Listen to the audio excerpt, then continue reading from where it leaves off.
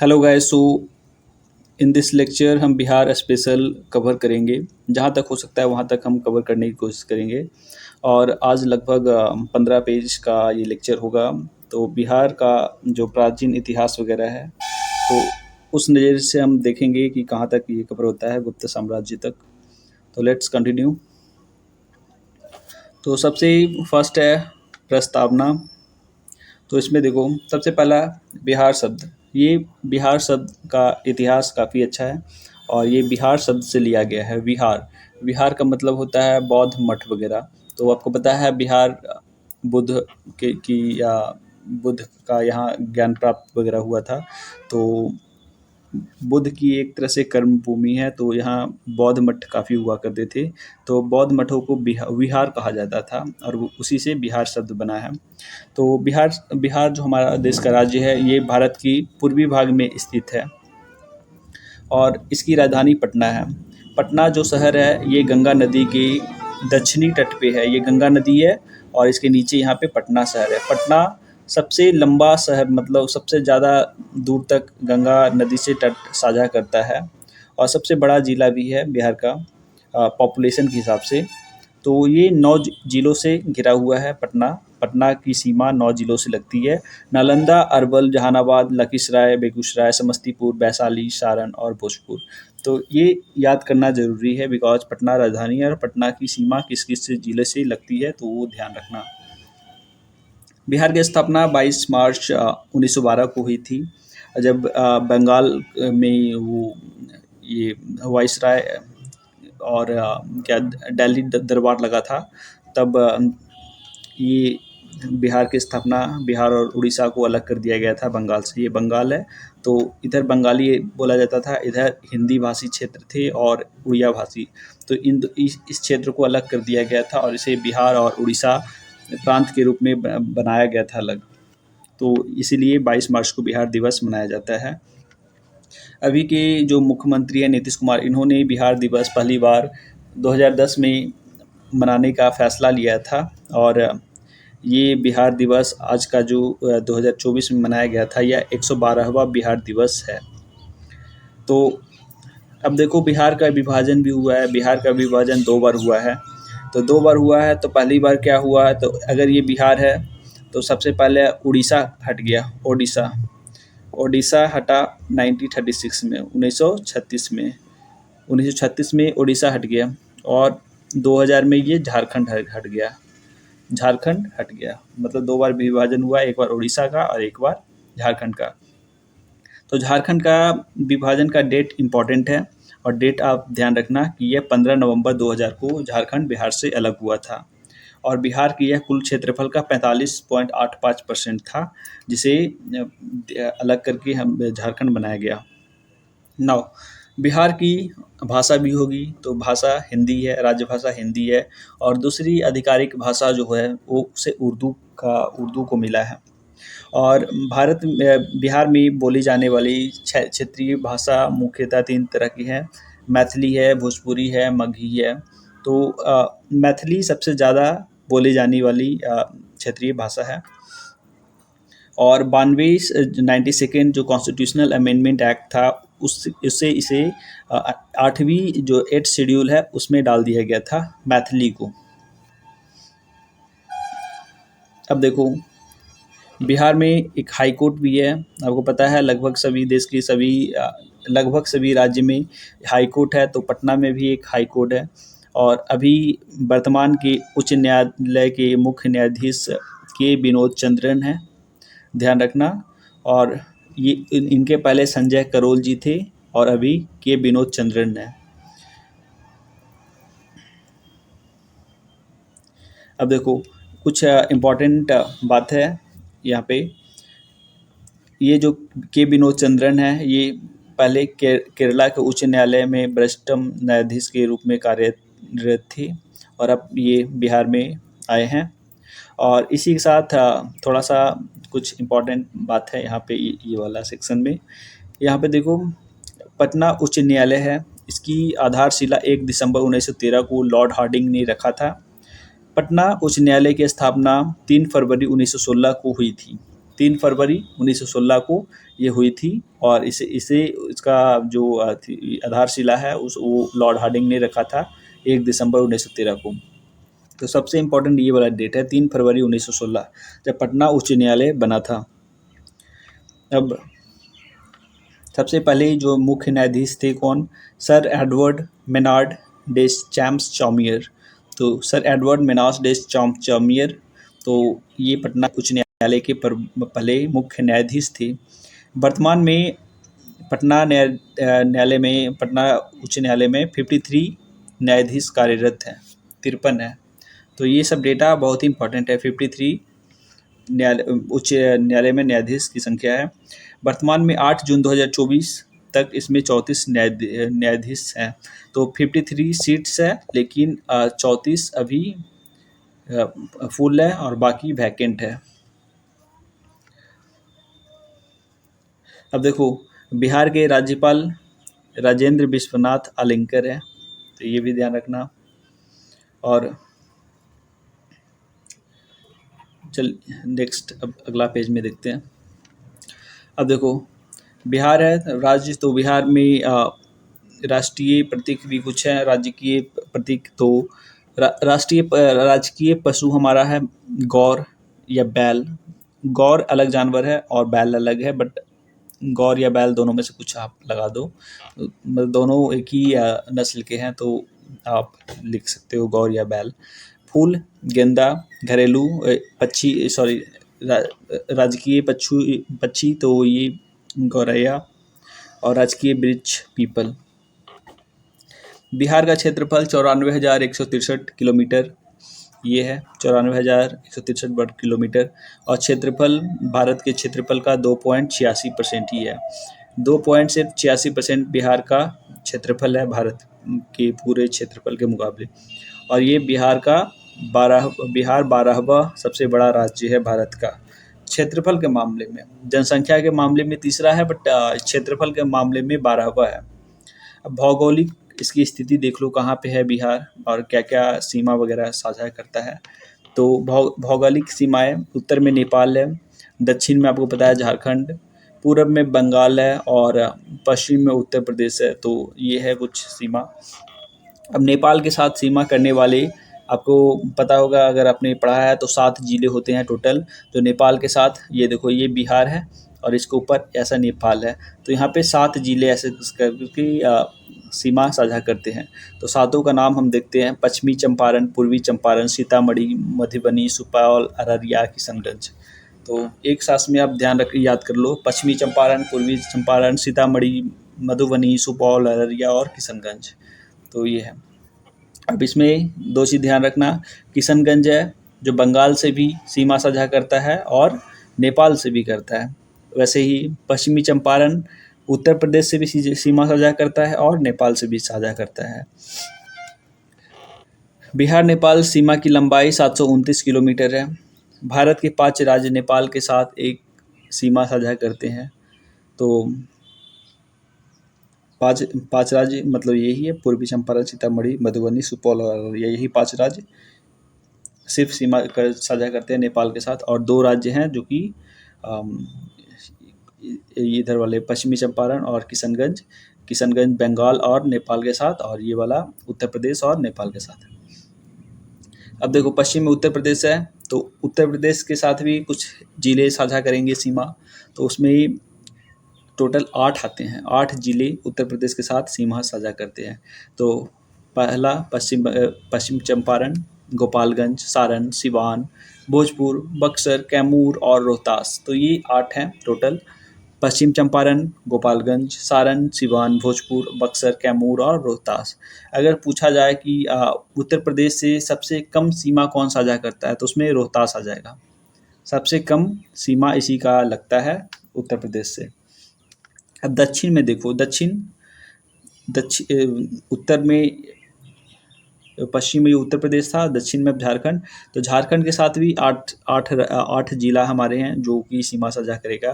तो सबसे पहला है कैमूर, औरंगाबाद, गया, नवादा, जमुई, भागलपुर और बांका। तो ये 8 हैं, रोहतास, कैमूर, औरंगाबाद, गया, नवादा, जमुई, भागलपुर और बांका।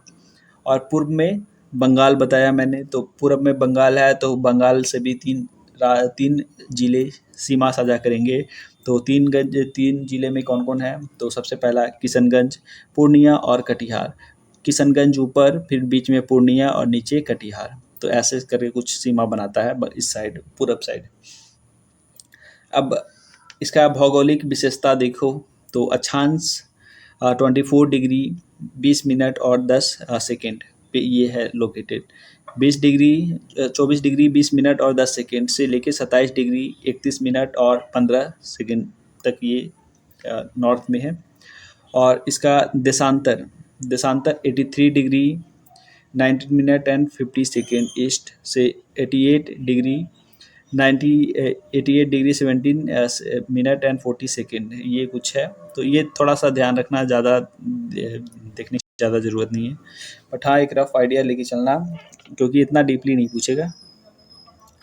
और अगर डीपली पूछता भी है तो कन्फ्यूजन होने से बेटर है कि आप छोड़ देना, स्किप कर देना। पूर अच्छा हाँ, ये देखो, अब ये बिहार राज्य है, आपको पता है ये आयताकार टाइप है बिहार राज्य।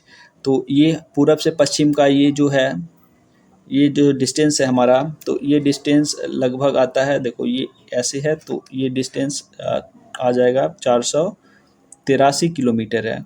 और ये लंबाई हो जाएगा हमारा 345 किलोमीटर। ये हम इस तरह से बिहार का कुछ है, लंबाई 345 और चौड़ाई 483 किलोमीटर। और समुद्र तल से ऊंचाई है 173 फीट है, जो कि लगभग 51 मीटर के लगभग आता है। तो 173 फीट याद रखना, ये तीनों डेटा इम्पोर्टेंट है। अब देखो प्रशासनिक इकाइयाँ, तो हमारा बिहार 9 भाग में बटा हुआ है। 9 भाग मतलब 9 प्रमंडल जिसको बोलते हैं, 9 डिवीजन, 9 प्रमंडल। तो इसमें 38 जिला है टोटल, तो 38 जिला है, 9 प्रमंडल में बटा हुआ है। कौन कौन सा है? तो ये देखो, तो सबसे पहले एक और देख ले कि अरवल है ना, अभी 38वां जिला अरवल बना था सबसे लास्ट में। और क्षेत्रफल के दृष्टि से 5 जिले जो सबसे बड़े हैं, तो पश्चिमी चंपारण, गया, पूर्वी चंपारण, रोहतास और कैमूर, ये 5 जिले जो क्षेत्रफल की दृष्टि से बड़े जिले हैं। पश्चिमी चंपारण, गया, पूर्वी चंपारण, रोहतास और कैमूर। और शिवहर सबसे छोटा जिला है, ये ध्यान रखना। अनुमंडल 101 है, प्रमंडल 9 है, याद रखना, ये 9 प्रमंडल, अनुमंडल 101। और सामुदायिक विकासखंड 534 और पंचायती 8406। राज्य व्यवस्था, बिहार में लोकसभा की 40 सीटें हैं, राज्यसभा की 16 सीटें हैं, विधानसभा की 243।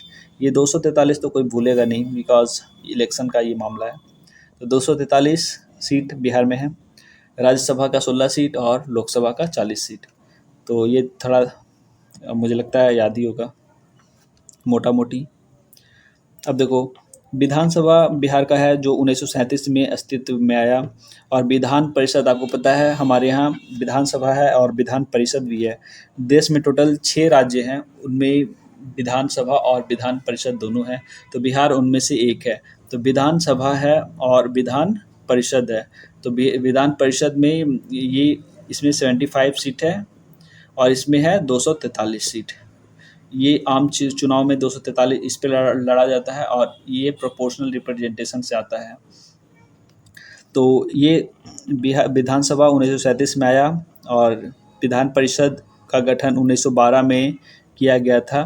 पहले विधान परिषद का गठन किया गया था, ये ध्यान रखना। और परिषद की पहली बैठक बांकीपुर में हुई थी 20 जनवरी 1913 को।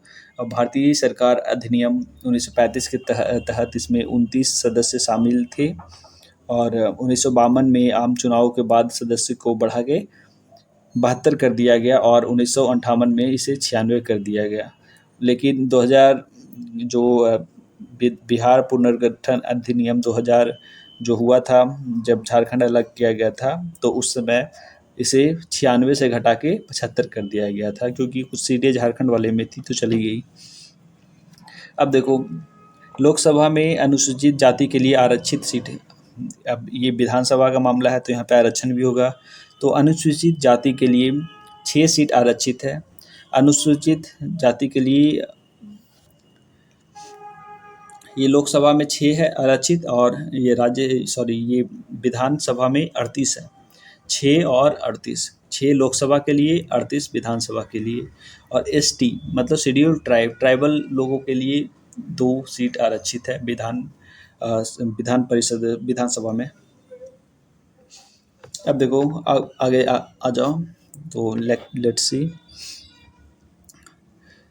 बिहार विश्व में प्रथम, तो विश्व का प्रथम लोकतांत्रिक गणराज्य बज्जी जिसे बोलते हैं, बज्जी संघ, ये वैशाली साइड में पहले पुराने ज़माना में 2000 साल पहले बज्जी गणराज्य हुआ करता था, तो वो पहला लोकतंत्र माना जाता है। और बिहार का पहला योग विद्यालय मुंगेर में हुआ करता था, सॉरी अभी खुला है शायद मुंगेर में। और विश्व का सबसे ऊंचा बौद्ध स्तूप केसरिया स्तूप जो चंपारण में है, ये बहुत ही इम्पोर्टेंट क्वेश्चन है वीवीआई, क्योंकि इसका अभी उद्घाटन किया गया था सीएम के द्वारा। तो केसरिया स्तूप कहाँ है, तो चंपारण में, और ये पूर्वी चंपारण में शायद, देख लेना एक बार। विश्व के प्रथम गणितज्ञ जो आर्यभट्ट थे, जिन्होंने जीरो का आविष्कार किया था, वो भी बिहार से थे। बिहार का पहला विश्वविद्यालय नालंदा विश्वविद्यालय है, जिसका अभी कुछ दिन पहले उद्घाटन किया गया था, मतलब नया यूनिवर्सिटी बनाया गया था वहाँ पे, नया नालंदा विश्वविद्यालय, पुराने से सटा हुआ है। अब देखो बिहार में प्रथम, तो सबसे पहले मुख्यमंत्री कृष्ण सिंह थे, पहली महिला मुख्यमंत्री राबड़ी देवी, पहले मुस्लिम मुख्यमंत्री अब्दुल गफूर, और पहले दलित मुख्यमंत्री भोला पासवान शास्त्री, और पहले उप मुख्यमंत्री अनुराग नारायण सिन्हा।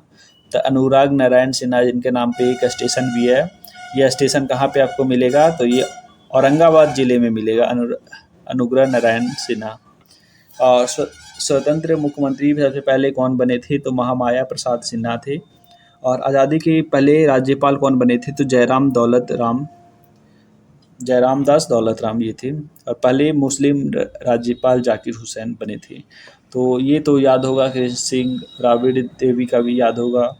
तो ये मुस्लिम वाले याद रखना, अब्दुल गफूर, दलित भोला पासवान शास्त्री, उप मुख्यमंत्री अनुग्रह नारायण सिन्हा, और अनुराग नारायण, महामाया प्रसाद स्वतंत्र मुख्यमंत्री। तो अब आ जाओ, बिहार से प्रथम पद धारक, तो ब्रिटिश शासन के दौरान भारतीय गवर्नर एसपी सिन्हा ऐसे लिखा था, एसपी सिन्हा, ये पहले भारतीय गवर्नर बने थे। संविधान सभा के प्रथम अध्यक्ष सच्चिदानंद सिन्हा, ये भी बिहार से थे।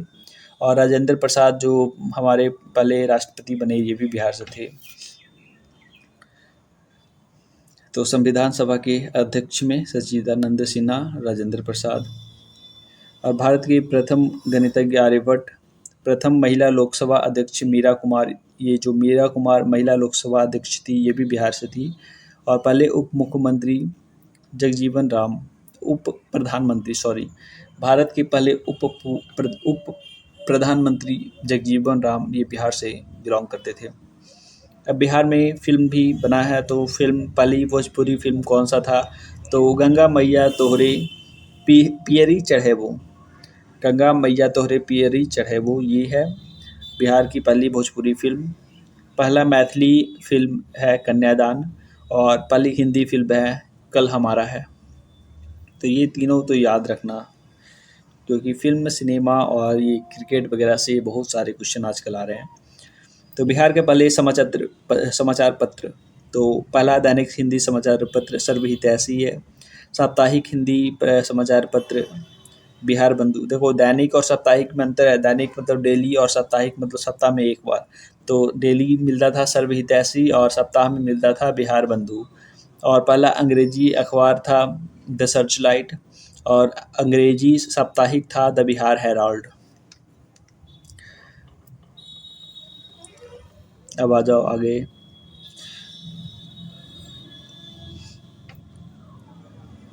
अन्य बिहार में प्रथम, तो पहला टीवी रिले मुजफ्फरपुर में खुला था 1978 में। पहला प्राचीन विश्वविद्यालय नालंदा विश्वविद्यालय 5वीं सदी में था, आपको पता ही होगा, इसमें बताने की ज़रूरत नहीं है। पटना विश्वविद्यालय प्रथम आधुनिक विश्वविद्यालय है। और पहला मुक्त विश्वविद्यालय नालंदा विश्वविद्यालय। ज्ञानपीठ पुरस्कार प्राप्त करने वाले प्रथम व्यक्ति डॉक्टर रामधारी सिंह दिनकर को उर्वशी के लिए 1972 में सम्मान मिला था। तो ज्ञानपीठ पुरस्कार पहला बिहार में किन्हें मिला था? तो डॉक्टर रामधारी सिंह दिनकर, जो कि हिंदी के बहुत बड़े कहानी लिखने वाले थे, मतलब कवि थे और कहानी भी लिखते थे ये। तो ये उर्वशी के लिए इन्हें मिला था ज्ञानपीठ पुरस्कार। सबसे पहले अशोक चक्र प्राप्त करता रणधीर वर्मा। पहला तेल का जो रिफाइनरी है वो रूस के समर्थन से बेगूसराय के बरौनी में स्थापित किया गया था। और बिहार का पहला चीनी मिल मढ़ौरा सारण जिले में बनाया गया था 1904 में ही। पहली सिंचाई परियोजना सोन परियोजना है। तो यहाँ से दो चीज़ बहुत ही इम्पोर्टेंट है, ध्यान रखना। पहला बरौनी का जो तेल शोधक कारखाना है, और ये पहला सिंचाई परियोजना और चीनी मिल मढ़ौरा का। तो यहाँ पे एक चीज़ और है, बेगूसराय है जो कि बहुत ही ज़्यादा न्यूज़ में है आजकल है। तो बेगूसराय सबसे पहले न्यूज़ में है पॉल्यूशन के कारण। यहाँ पॉल्यूशन बहुत ज़्यादा है, बिहार में सबसे ज़्यादा पॉल्यूशन कहाँ है? पॉल्यूटेड सिटी बेगूसराय है, प्रदूषण यहाँ बहुत ज़्यादा है। तो बिहार के में यूनेस्को का विश्व धरोहर स्थल भी है, तो ये हमारे गया में है। तो गया में कौन सा है? गया में महाबोधि मंदिर परिसर। ये महाबोधि मंदिर एक मंदिर नहीं है, मेन मंदिर है। मेन मंदिर के अगल बगल बहुत सारे मंदिर है, तो उन सभी को मिला के ये महाबोधि मंदिर परिसर है। तो ये यूनेस्को का विश्व धरोहर स्थल है, जिसे 2002 में इसको मान्यता दे दिया गया था। मतलब ये डेट याद रखना, ईयर साल 2002 कब इसे मान्यता मिला था? 2002 में। और नालंदा महाविहार पुराना यूनिवर्सिटी था, उसे भी 2016 में यूनेस्को वर्ल्ड हेरिटेज का दर्जा दे दिया गया था। बिहार के व्यक्ति जिन्होंने भारत रत्न प्राप्त किया, तो बिहार में कुछ लोगों को भारत रत्न मिला है, जैसे कि पहले राष्ट्रपति डॉक्टर राजेंद्र प्रसाद 1962 में इन्हें मिला था। 1963 में डॉक्टर जाकिर हुसैन को मिला था। 1992 में मौलाना अब्दुल कलाम आज़ाद को मिला है। और 1999 में जेपी को मिला है, जयप्रकाश नारायण। 2000 में उस्ताद बिस्मिल्लाह खान को मिला है। और 2024 में जो अभी कर्पूरी ठाकुर को, इनके नाम पे काफ़ी न्यूज़ में है, कर्पूरी ठाकुर जी जो 2 बार मुख्यमंत्री रहे थे, और 2024 में इन्हें मिला है हाल ही में भी। तो टोटल हो गए हमारे 6 लोगों को बिहार में भारत रत्न मिल चुका अभी तक। अब आ जाओ प्रख्यात व्यक्तित्वों के वैकल्पिक नाम। तो जेपी जो कि जयप्रकाश नारायण हैं, इन्हें लोकनायक जेपी बोला जाता है, लोकनायक या जेपी शॉर्ट में। राजेंद्र प्रसाद को हम देश रत्न या अजात शत्रु भी बोलते हैं। तो देखो, देश रत्न इसलिए बोलते हैं बिकॉज भारत रत्न इन्हें पहला बार मिला था 1962 में, तो इसलिए देश रत्न भी बोलते हैं। और अजात शत्रु इनका नाम है। श्री कृष्ण सिंह जो बिहार के पहले मुख्यमंत्री हैं, इन्हें बिहार के श्री कहा जाता है। रामधारी सिंह दिनकर जो बिहार के कवि हैं, तो राष्ट्र कवि इन्हें बोला जाता है। जगजीवन राम, ये बाबू जी इन्हें बोला जाता है। और बैद्यनाथ मिश्र हैं, जिन्हें बाबा या नागार्जुन बोला जाता है। डॉक्टर अनुग्रह नारायण सिन्हा, इन्हें बिहार विभूति कहा जाता है। बिहार विभूति डॉक्टर अनुग्रह नारायण सिन्हा, इनके नाम पे काफ़ी सारे कॉलेजेज हैं, और इनफैक्ट एक रेलवे स्टेशन भी है। विद्यापति, महाकवि मैथिली कोकिल विद्यापति को बोला जाता है महाकवि। राष्ट्रकवि रामधारी सिंह दिनकर हैं, देखो यहाँ पे, और महाकवि हैं विद्यापति। कर्पूरी सिंह ठाकुर, ये इन्हें जननायक बोला जाता है, जिन्हें अभी ये भारत रत्न मिला है, जननायक कर्पूरी सिंह ठाकुर। अब नेक्स्ट पेज में चलते हैं, लेट्स सी। अभी आ गया टॉपिक नंबर 2, बिहार का इतिहास, खंड 2।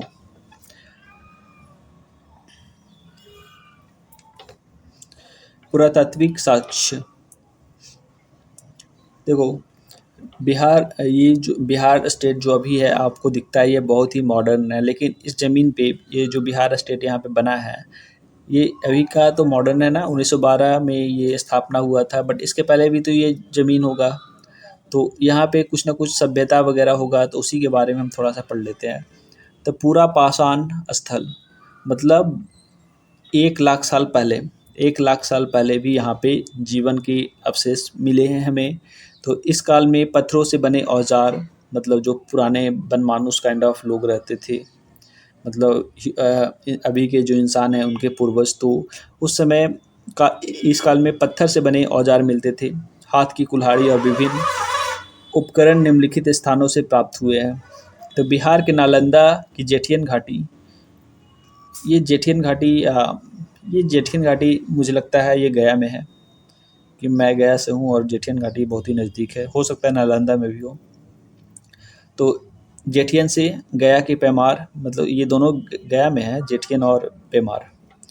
फिर मुंगेर से, मुंगेर के जो भीम बांध और पैसारा है, भीम बांध ये एक लेक भी है जो जिसे अ, चलो आगे देखेंगे मिलेगा तो भीम बांध जो है मुंगेर, वहाँ से भी मिला है, और भागलपुर के राजपोखर से मिला है, और पश्चिम चंपारण के वाल्मीकि नगर में।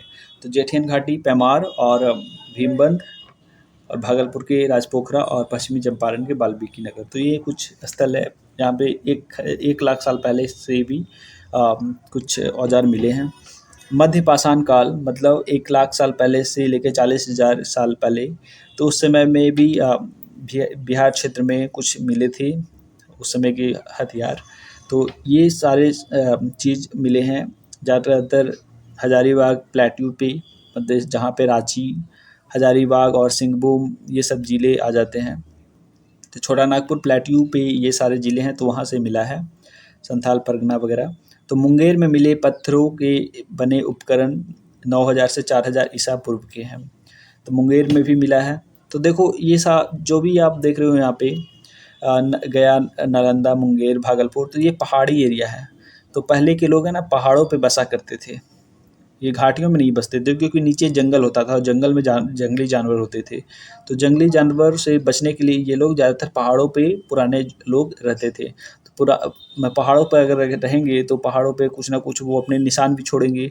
तो उसमें वही है, पत्थर के औजार वगैरह जो भी यूज करते थे, सीपियाँ वगैरह, और हड्डियाँ वगैरह, तो वो सब मिले हैं इन सब ज़िलों से, और ये सारे ज़िले लगभग पहाड़ी हैं।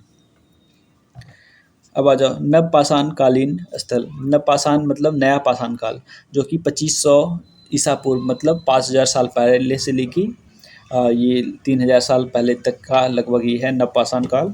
और ये नया वाला इम्पॉर्टेंट है बिकॉज ये चिरांड सारण में यहाँ पे बहुत ही बड़ा साइट मिला है, चेचर वैशाली में और चिरांड सारण में।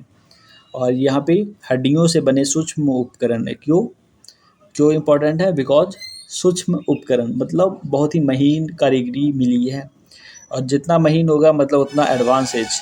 तो उसी से पता चला कि ये नव पाषाण काल का है। चिरान में नव पाषाण हड्डी उपकरण मिला है। वैशाली में चिंचर, ताराडी, सनुवार और मनेर में काले और लाल बर्तन, गेरू पीले चित्रित मिट्टी के बर्तन और चींटीदार बर्तन। तो देखो नवपाषाण काल में बर्तन बनाने का ये थोड़ा सा आइडिया हो गया था लोगों को, तभी ये सारे बर्तन मिल रहे हैं अभी। तो विकसित बस्तियां इस समय कौन कौन सी थी? तो चेचर, श्वेतपुर जिसे अभी बोलते हैं, चिरान, टाराडी, मनेर और सनुवार। नवपाषाण उपकरण भीमबंध मुंगेर में, केऊर गया में, और सनुवार रोहतास में, चेंचर और कुतुबपुर हाजीपुर। तो इसमें आप देख लो, तो इनमें जो भी ज़िले मिल रहे हैं इनमें समझ लो कि लोग पहाड़ी वाले ज़िले से उतर के आप धीरे धीरे घाटियों में भी बसना शुरू कर रहे थे नवपाषाण काल में। क्योंकि ये देखो यहाँ पे कौन कौन सा है, चिरांड है ना, वैशाली, वैशाली कहाँ है? गंगा किनारे है, तो लगभग घाटियाँ ही थी। और उस समय पहाड़ी एरिया, चिरांड सारण ये भी पहाड़ी एरिया। तो यहाँ पे दोनों जगह हैं, गया वगैरह मतलब पहाड़ी एरिया से लेके मैदानी एरिया में भी लोग जा रहे थे। अन्य स्थल अभी और भी कुछ देखो, मुंगेर के पैसारा में प्रारंभिक और पुराने पाषाण युग हथियार, हाथ की कुल्हाड़ी और क्लीवर पाए गए हैं। नवादा, कैमूर और जमुई की पहाड़ियों में शैल चित्रों की खोज की गई। शैल चित्र मतलब गुफा वगैरह होता था ना, या फिर पहाड़ में थोड़ा बहुत छिपा हुआ रॉक, तो वहाँ पे लोग कुछ ना कुछ आकृति बना देते थे। जैसे हम ही लोग जाते हैं कहीं घूमने तो हम लोग अपना नाम लिख देते हैं, जैसे मेरा नाम दीपक है तो मैं दीपक लिख देता हूँ। तो इस तरह से लोग अपना नाम लिख देते हैं, या अपना फ़ोटो वगैरह या कुछ बनाते हैं, चित्र बना देते हैं ना। तो वो सारे पुराने ज़माने के मिले हैं पहाड़ियों में। ताम्रपाषाण स्थल, ताम्रपाषाण मतलब जहाँ पे वो काल जहाँ पे तांबा का यूज होना शुरू हो गया था, तांबा और ये पत्थल। तो ये ताराडीह, चिरान, चेचर, मनेर, सोनपुर, वैशाली वगैरह में। और बिहार में मध्य गंगा मैदानों में कई ताम्रपाषाण युगीन कलाकृतियों की खोज हुई है। इनमें चिरांड, सारण का चिरांड, मनेर पटना और अनूप, चंपा, भागलपुर, चेचर, कुतुबपुर, सोनपुर, ताराडीह, ये सारे जगह पे मिला है। अब ऐतिहासिक युग, तो सत्यापत शैली, तो मौर्य काल की पुरातात्विक अवशेष कुम्हरार पटना में स्थित 80 स्तंभ वाले हॉल के खंडर शामिल है। कुम्हरार आपको पता है ये पटना है, पटना शहर गंगा नदी किनारे है। तो पटना से बगल में ही पटना जिला के अंदर में लगभग स्टेशन से 8-10 किलोमीटर की दूरी पे ये कुम्हरार पड़ता है। और वहाँ पे 80 खम्भों वाले हॉल मिला है, खंडर है, मतलब एक मैदान सा है, वहाँ पे खम्भों का निशान ऐसे मिला है। और अंदाज़ा लगाया गया था कि 80 खम्भों पे एक बहुत बड़ा हॉल खड़ा था, जो कि मौर्यकालीन इसे माना गया है। और इस खंडर का सिग्निफिकेंस यह है कि जो पहले की जो किताबें थी, जैसे कि चंद्रगुप्त के समय में लिखा गया था, तो उन सब किताबों से थोड़ा सा मेल खाता है कि पैलेसेस मतलब महल वगैरह बनाए गए होंगे इस तरह से।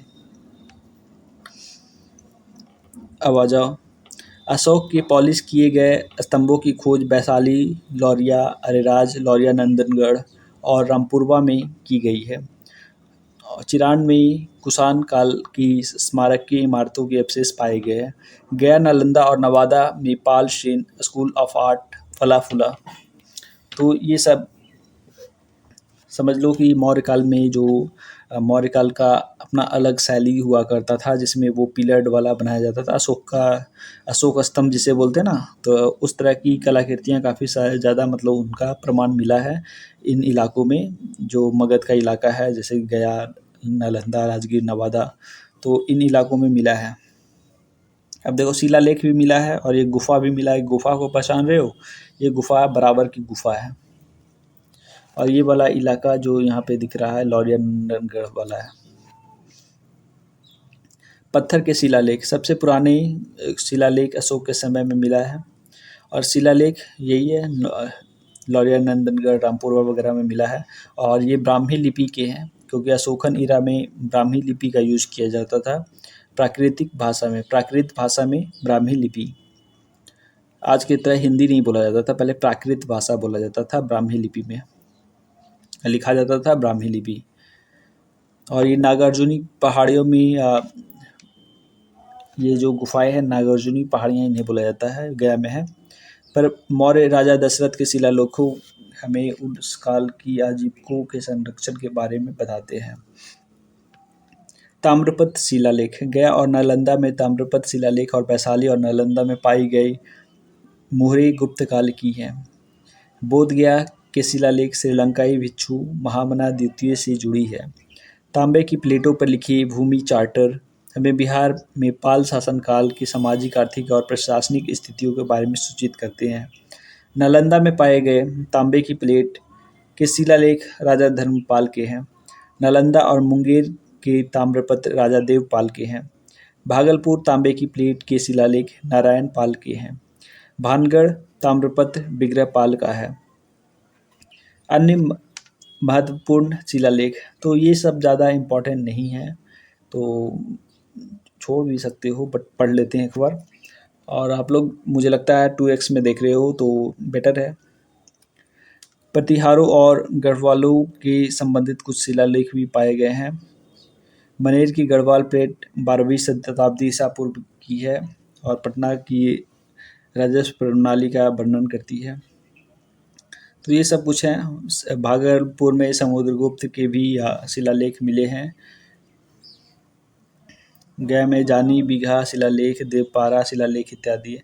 सिक्के भी हैं, कुछ सिक्के भी मिले हैं पुराने ज़माने के। पटना के गोलपुर और पूर्णिया में चांदी के बने पंचमार्क वाले सिक्के मिले। पंचमार्क मतलब एक देखो लोहा का सॉरी, ये मेटल का कुछ बूंदा गिरा दिया जाता था और ऊपर से सील चढ़ा दिया जाता था। सील इसमें चढ़ा दिया जाएगा तो कुछ ना कुछ छप जाता था, मछली, पेड़ पौधे, ये जानवर वगैरह।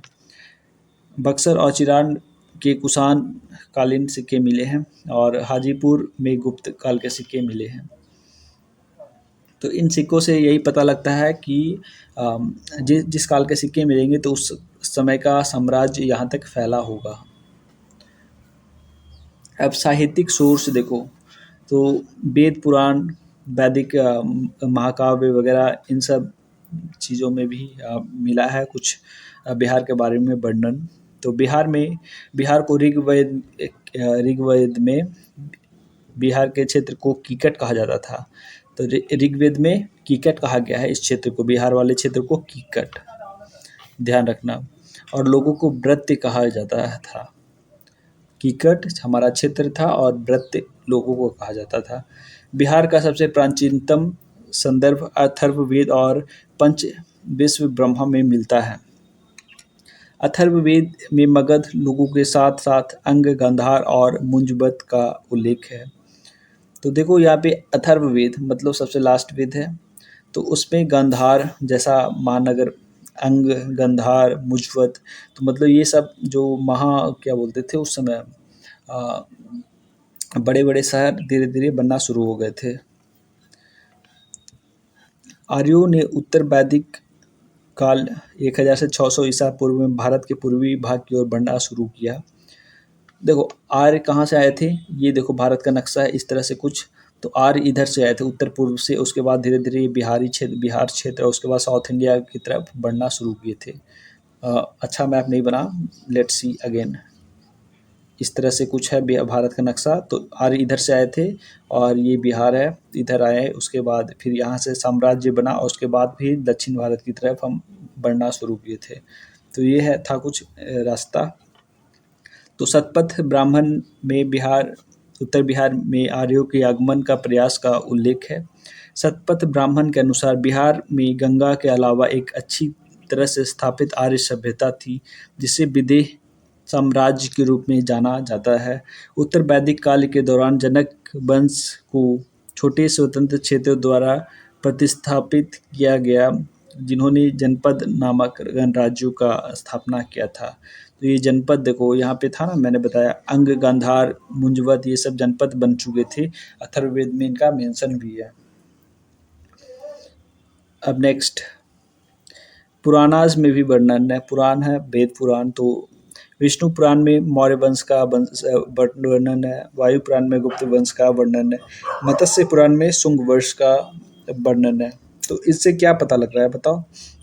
तो इनसे सिंपल सी बात पता लग रही है कि विष्णु पुराण, जिसे हम बोलते हैं कि बहुत पुराना चीज़ है, कई त्रेता युग में लिखा गया होगा, तो ऐसा नहीं है। ये विष्णु पुराण मौर्य वंश का इसमें बात बता रहा है, तो मौर्य वंश के बाद ही लिखा गया होगा या मौर्य वंश के समय में लिखा गया होगा। गुप्त वंश भी के समय में वायु पुराण उसी तरह लिखा गया होगा, और मत्स्य पुराण शुंग वंश के दौरान लिखा गया होगा। तो ज़्यादा पुराना नहीं है ये सब पुराण जो बोला जाता है पंडितों के द्वारा। बस ये सब इनका ये उल्लेख करके ही पता लग जाता है कि ये बहुत ही उतने पुराने भी नहीं है। बराह पुराण में कीकट को अशुभ स्थान और गया पुनपुना राजगुर को शुभ स्थान बताया गया है। अब देखो, चूँकि ये संस्कृत भाषा आर्यों की थी, तो आर्य नॉन आर्यन क्षेत्र, मतलब बिहार उस समय आर्यों का गढ़ तो था नहीं, तो बिहार आर्यों का गढ़ नहीं है, तो इसे गंदा बताएंगे ही। आर्य इधर से आ रहे हैं नॉर्थ वेस्ट से, तो ये तो गंदा बताएंगे ही, क्योंकि इस क्षेत्र में वो रह नहीं रहे हैं। तो कीकट को वो अशुभ स्थान बता देते, गंदा स्थान है। साथ में गया पुनपुर राजगीर को शुभ स्थान बता देते, क्यों? क्योंकि गया पुनपुर राजगीर ये सब जगह है ना, यहाँ पे साम्राज्यों का इसका उदय होना शुरू हो गया था, इसीलिए शुभ स्थान बता देते। महाकाव्य विदेह, महाकाव्यों में भी वर्णन है। विदेह मतलब मिथिला क्षेत्र को राजा जनक रामायण से, और महाभारत के अंग कर्ण वगैरह का वर्णन है महाभारत में, और जो भी महाकाव्य हमारा है गीता वगैरह उसमें। बौद्ध साहित्य में सबसे ज़्यादा वर्णित मिलेगा आपको बिहार का पूरा इतिहास। अंगुत्तर निकाय बौद्ध का साहित्य है, बौद्ध लोगों का। तो अंगुत्तर निकाय, दीर्घ निकाय, विनय पिटक, दिव्य बदन बदान बिहार के इसमें स्रोत मिलता है। अंगुत्तर निकाय में 16 महाजनपदों और उत्तर भारत के राज्यों और गणराज्यों का उल्लेख है। अधिकांश बौद्ध साहित्य पाली में भाषा में लिखा गया है। देखो पहले पाली भाषा चलता था, बिहार में पाली भाषा बोला जाता था। प्राकृत और पाली, और इसे लिखा जाता था ब्राह्मी में। तो ये पाली मिलता है। खासकर बौद्धों ने हमेशा पाली भाषा को यूज़ किया था काफ़ी समय तक, उसके बाद वो संस्कृत पे शिफ्ट हुए थे। तो विनय पिटक मगध और वैशाली गणराज्य के राजशाही के इतिहास का विवरण मिलता है। मगध के पूर्व मौर्य राजाओं का कार्यकाल दीपवंश और महावंश द्वारा प्रदान किया गया है। दिव्यवदान में शुंग वंश के इतिहास का उल्लेख है। अशोकावदान सम्राट अशोक का एक संगठित जीवन इतिहास बताता है। बौद्ध ग्रंथ आर्यमंजूश्री मूल कल्प में गुप्तों के अधीन बिहार के राजनीतिक इतिहास का वर्णन मिलता है। अब आ जाओ जैन साहित्य। तो जैन साहित्य में थेरावली मेरुतुंग द्वारा लिखित और भगवती सूत्र बिहार के इतिहास का प्रमुख स्रोत है। कल्पसूत्र जो थेरावली कल्पसूत्र का हिस्सा है, उसमें ही स्थानों का नाम लिखा है। तो ये समझ लो कि देखो इन सब चीज़ों से आपको पूछेगा नहीं कहाँ कहाँ मेंशन है, ठीक ना। आपको सीधा सीधा पूछेगा कि विष्णु पुराण किस समय का है लिखा हुआ, तो बोलना मौर्य वंश के समय का लिखा है। वायु पुराण किस समय का है, गुप्त वंश के समय का। मत्स्य पुराण शुंग वंश के समय का है।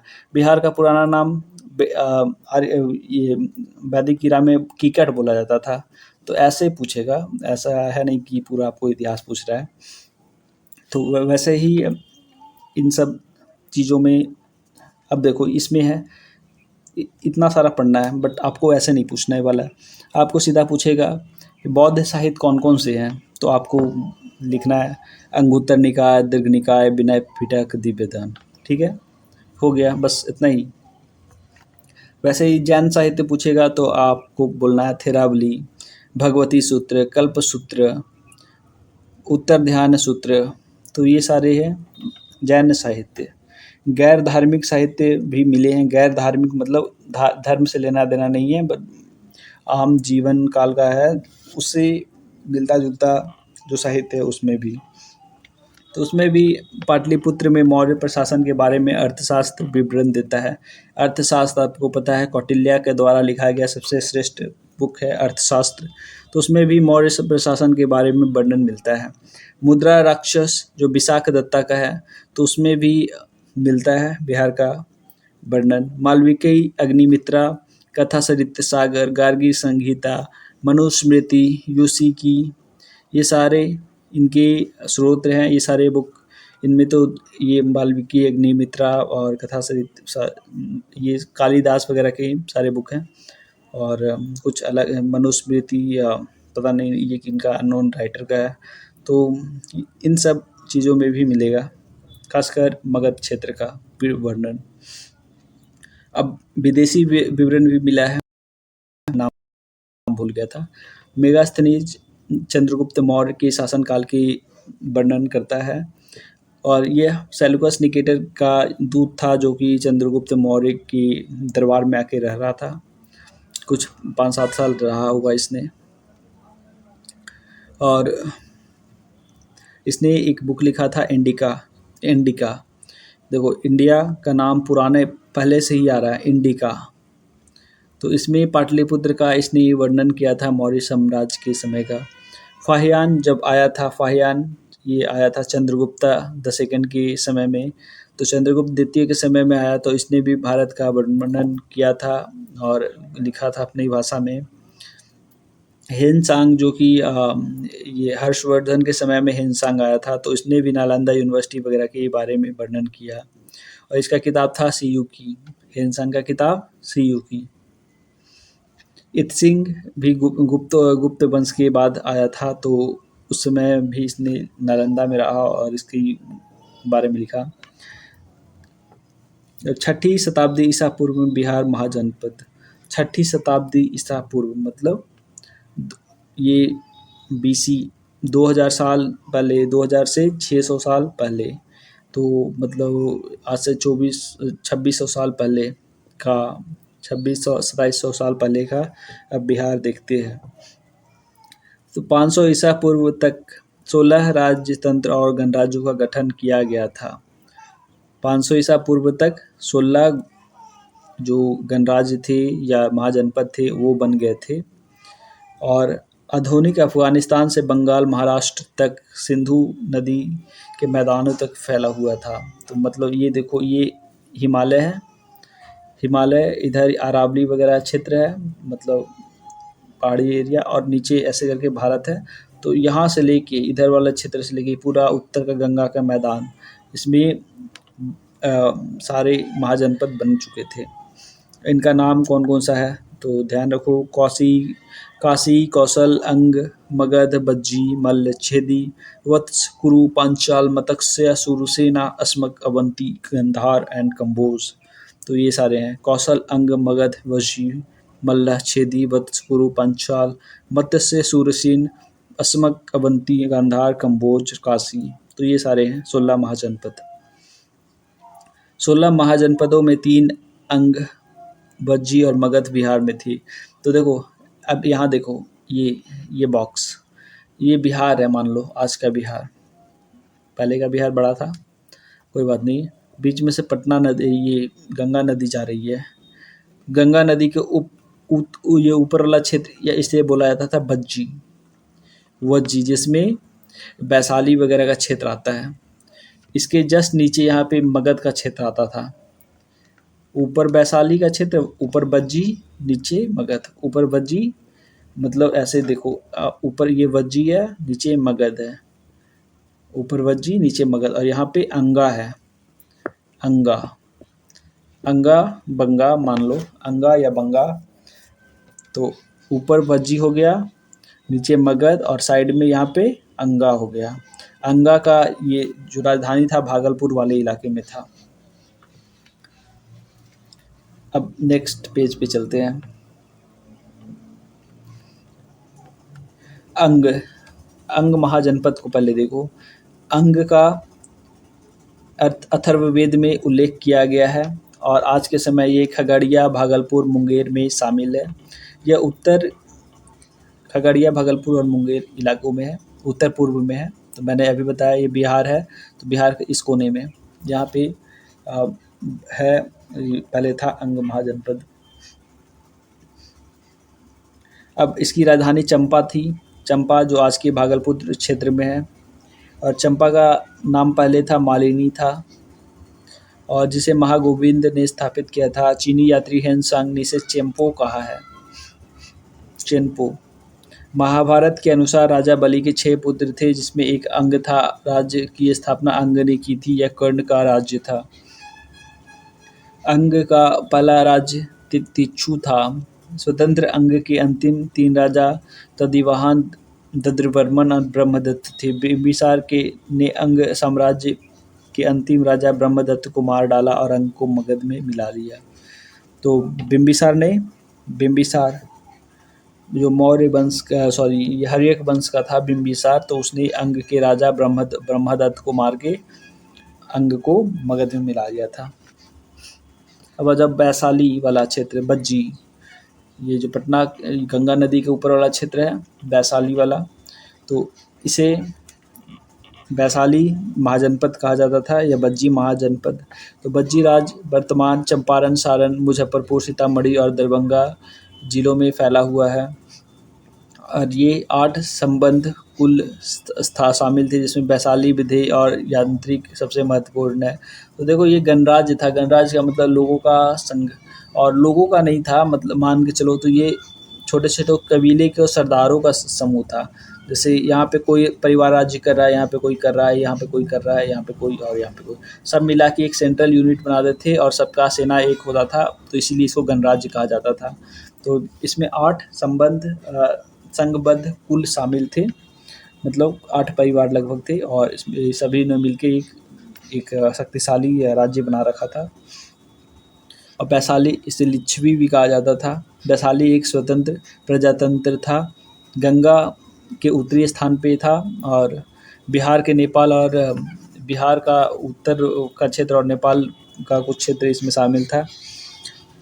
नाम महाभारत युग के राजा विशाल के नाम पे है और यह बौद्ध धर्म का एक प्रमुख केंद्र और बज्जी गणराज्य का मुख्यालय था वैशाली। महावीर का भगवान महावीर जो जैन धर्म के 24वें तीर्थंकर हैं, उनका भी जन्म वैशाली के कुंडल ग्राम में हुआ था। पानी ने बज्जी के लिए ब्रिज का शब्द का प्रयोग किया। विभिन्न जैन साहित्यों में लिच्छवी का वर्णन है। लिच्छवी आपको पता है, लिच्छवी लिच्छवी काफ़ी जगह वर्णन है, जैसे कि गुप्त साम्राज्य गुप्त वंश में चंद्रगुप्ता की वाइफ थी, वो लिच्छवी प्रिंसेस थी। वैसे ही महावीर की माता पिता लिच्छवी थे। फिर मौर्यों में भी मौर्यों सॉरी अजातशत्रु ने भी एक लिच्छवी से शादी की थी, कुछ शायद ऐसा कुछ। तो लिच्छवी हर जगह वर्णन है और लिच्छवी ये वैशाली वाले क्षेत्र से ही है। तो वैशाली को दुनिया का पहला गणराज्य माना जाता है। कौटिल्य ने अपने अर्थशास्त्र में वैशाली के आदिवासी संघ के बारे में उल्लेख किया है। बौद्ध ग्रंथ महापरिनिर्वाण सूत्र में वैशाली के लोगों को क्षत्रिय बताया गया है, जबकि मनुस्मृति में उन्हें व्रत श्रेणियों में रखा गया है। व्रत क्षत्रियों से यहाँ पे मतलब है व्रत, जैसे कीकट बोला जाता था ना, पहले बिहार को कीकट बोला जाता था। कीकट मतलब अशुभ जगह है, और यहाँ पे रहने वाले जो योद्धा वर्ग थे उन्हें व्रत्य बोला जाता था। तो व्रत क्षत्रिय यहाँ से इसका उदय हुआ। भगवान महावीर की माता त्रिशला वैशाली के राजा चेटक की बहन थी। महावीर की माता चेटक की बहन थी त्रिशला। चेटक ने अपने पुत्र चिलना का विवाह मगध की बिंबिसार से किया था, और ये महारानी चिलना जो बिंबिसार की वाइफ थी, तो ये भी लिच्छवी थी।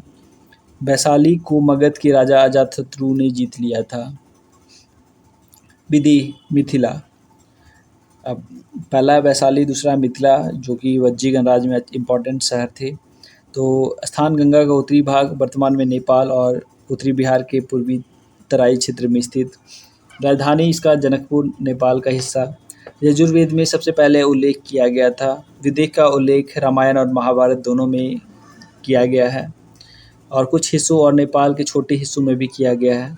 इस राज्य की शुरुआत इक्ष्वाकु के पुत्र निर्मिविदेह ने की थी, और अगले राजा मिथि जनक विदेह ने मिथिला की स्थापना की थी।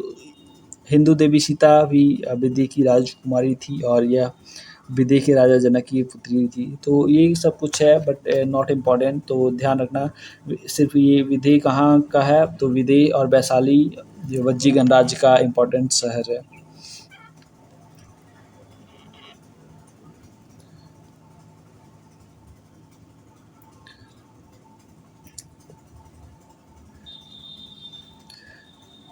अब आ जाओ आगे, अगला आ गया मगध। तो मगध मैंने बताया गंगा के दक्षिण वाला क्षेत्र है, मतलब गया, पटना, राजगीर, नालंदा। तो इस क्षेत्र को मगध बोला जाता था। तो इसका क्षेत्र उत्तर से गंगा से लेकर दक्षिण में विंध्य और पूर्व में चंपा तक, पश्चिम में सोन नदी तक फैला है। तो ये देखो, बिहार में इम्पोर्टेंट दो नदी है, ये है गंगा नदी और इधर से ये सोन नदी बहती है। तो यहीं पे बना था मगध साम्राज्य। और मगध की राजधानी गिरिव्रज या राजगीर थी, चारों तरफ से पहाड़ियों से घिरी हुई थी।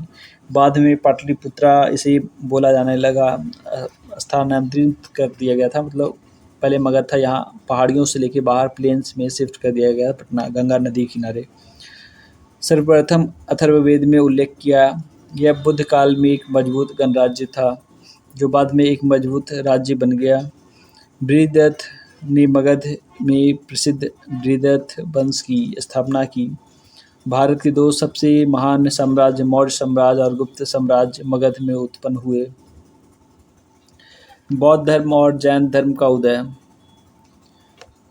तो प्राचीन भारत ने दो नए संप्रदायों बौद्ध धर्म और जैन धर्म की उद्भव को देखा। दोनों धर्मों का उदय और विकास बिहार में हुआ। बौद्ध धर्म। महात्मा जन्म 563 ईसा पूर्व में लुम्बिनी अब नेपाल में शाक क्षत्रियो वंश में। तो ये यहाँ पे बौद्ध धर्म का जो महात्मा बुद्ध थे उनका जन्म हुआ लुम्बिनी में, नेपाल, शाक्य वंश में हुआ था। शाक्य क्षत्रिय वंश है और 563 ईसा पूर्व, 563 ईसा पूर्व याद रखना। इनसे जुड़ी कुछ टर्म्स हैं उसे याद करना इम्पॉर्टेंट है, जैसे महाविनिष्क्रमण। तो महाविनिष्क्रमण उस समय को बुलाया जाता है जब बुद्ध ने अपना घर बार छोड़ दिया था सत्य की खोज में। तो 29 वर्ष की आयु में ये अपना घर छोड़ दिया था, उसी को बुलाया जाता है महाविनिष्क्रमण। और ज्ञान प्राप्त इन्हें 35 साल की आयु में हुआ और ये हुआ गया में, गया के बोध गया में। बोध गया का उस समय नाम उरुबेला हुआ करता था। बोध गया जो आज का है उसे उरुबेला कहा जाता था और उसी के निरंजना नदी के तट पे इन्हें ज्ञान प्राप्त हुआ। जो निरंजना नदी देखो फल्गु है, तो फल्गु ऐसे है, मैं गया कहूँ तो मैं बता रहा हूँ, फल्गु नदी इस तरह से है। तो इस छोर को निरंजना नदी बोला जाता था। इसी किनारे उरुबेला गांव पड़ता था, उसी में बुद्ध को ज्ञान की प्राप्ति हुई थी। तो निरंजना नदी के किनारे हुआ था। धर्मचक्र प्रवर्तना। धर्मचक्र प्रवर्तन उस समय को बुलाया था जब बुद्ध ने उपदेश दिया था, सारनाथ में अपना पहला उपदेश दिया था। सारनाथ उत्तर प्रदेश के ये वाराणसी जिले में है सारनाथ, तो वहाँ उपदेश दिया था पहला। और उन्होंने वैशाली में अपना अंतिम उपदेश दिया। सारनाथ में पहला और वैशाली में अंतिम। महापरिनिर्वाण कुशीनगर में हुआ, मतलब वो मर गए कुशीनगर में। बौद्ध परिषदें। देखो आपको पता होगा कि काफ़ी सारे बौद्ध परिषद हुए हैं, 4 हुए हैं टोटल में आकर 4 बौद्ध परिषद। तो पहला हुआ था अजातशत्रु ने करवाया था 483 ईसा पूर्व और यह राजगीर में हुआ था, राजगृह। इसे महाकश्यप की अध्यक्षता में करवाया गया था। ऋषि महाकश्यप थे, उनकी अध्यक्षता में करवाया गया था राजगीर में पहला बौद्ध परिषद। दूसरा बौद्ध परिषद कालाशोक के समय में हुआ था। ये कालाशोक के समय में हुआ था और इनकी अध्यक्षता सबकामी ने की थी। सबकामी पहला महाकश्यप, दूसरा सबकामी। इसका जो है समायोजन वैशाली में आयोजन किया गया था। पहला राजगीर, दूसरा वैशाली। पहला में अजातशत्रु, दूसरा में कालाशोक। और पहला में अध्यक्ष थे महाकश्यप, दूसरा में सबकामी थे। और इसमें देखो पहला में सूत और शिष्यों के लिए नियम विनय को अलग अलग किया गया था, मतलब। और दूसरा में इसका विनय पिटक अनुशासित संहिता पर विवाद को सुलझाना था इसका उद्देश्य। और तीसरा बौद्ध जो ये परिषद हुआ था ये अशोक ने करवाया था। पहला अजातशत्रु, दूसरा कालाशोक और तीसरा अशोक। और इसमें मोगलीपुत्र तिस्सला इनकी अध्यक्षता में पटना में हुआ था, पाटलिपुत्रा में। और यहाँ पे अभिधम्म पिटक की रचना किया गया था और विनय पिटक के साथ विवाद को सुलझाने की कोशिश भी की गई थी। अभिधम्म पिटक यहाँ बना था पटना में अशोक के समय में, तीसरी बौद्ध परिषद में। अब चौथा भी हुआ था, तो चौथा किसने करवाया? तो चौथा कनिष्क ने करवाया था। और ये 3 है ना, 3 बिहार में हुए थे, बट चौथा ये हुआ था कश्मीर में, जम्मू एंड कश्मीर के कुंडल वन में हुआ था। और इसे कुषाण शासक कनिष्क ने करवाया था और इस समय थी अध्यक्ष अश्वघोष। और यहाँ से महायान बौद्ध धर्म का जो अस्तित्व है यहाँ से आया था कनिष्क के समय में। अब देखो त्रिपिटक बौद्ध धर्म का ये इम्पोर्टेंट बुक्स हैं। त्रिपिटक मतलब 3 पिटक है, तो इसमें सुत्त पिटक है, विनय पिटक है और अभिधम्म पिटक है। तो अभिधम्म पिटक आपको पता है कि ये तीसरी बौद्ध में हुआ था। सुत्त पिटक और विनय पिटक पहला में हो गया था। तो 483 ईस्वी पहला जो हुआ था बौद्ध परिषद, तो उस समय विनय पिटक आया था। विनय पिटक, विनय से आपको समझ में आ रहा है, विनय मतलब दैनिक जीवन को नियंत्रित करने वाले नियम वगैरह शामिल इसमें होंगे। शुद्ध पिटक, सूत्र का मतलब उपदेश का संरक्षित करना। सूत्र जैसे हम लोग पढ़ते हैं ना मैथ में सूत्र, तो सूत्र क्या है, वो कुछ नियम वगैरह हैं, उसे आप संभाल के रखते हो, तो उपदेशों का संग्रह है, इसे बोलते हैं शुद्ध पिटक। और ये भी पहले में हुआ था। और शुद्ध पिटक को पहली बार आनंद बुद्ध के चचेरे भाई द्वारा मौखिक रूप से पूर्वाभास किया गया था। अब नेक्स्ट पेज में चलते हैं। विषय वस्तु, शुद्ध पिटक में बौद्ध धर्म की मुख्य शिक्षाएं शामिल हैं। अभिधम्म पिटक बौद्ध सिद्धांत की दार्शनिक व्याख्या।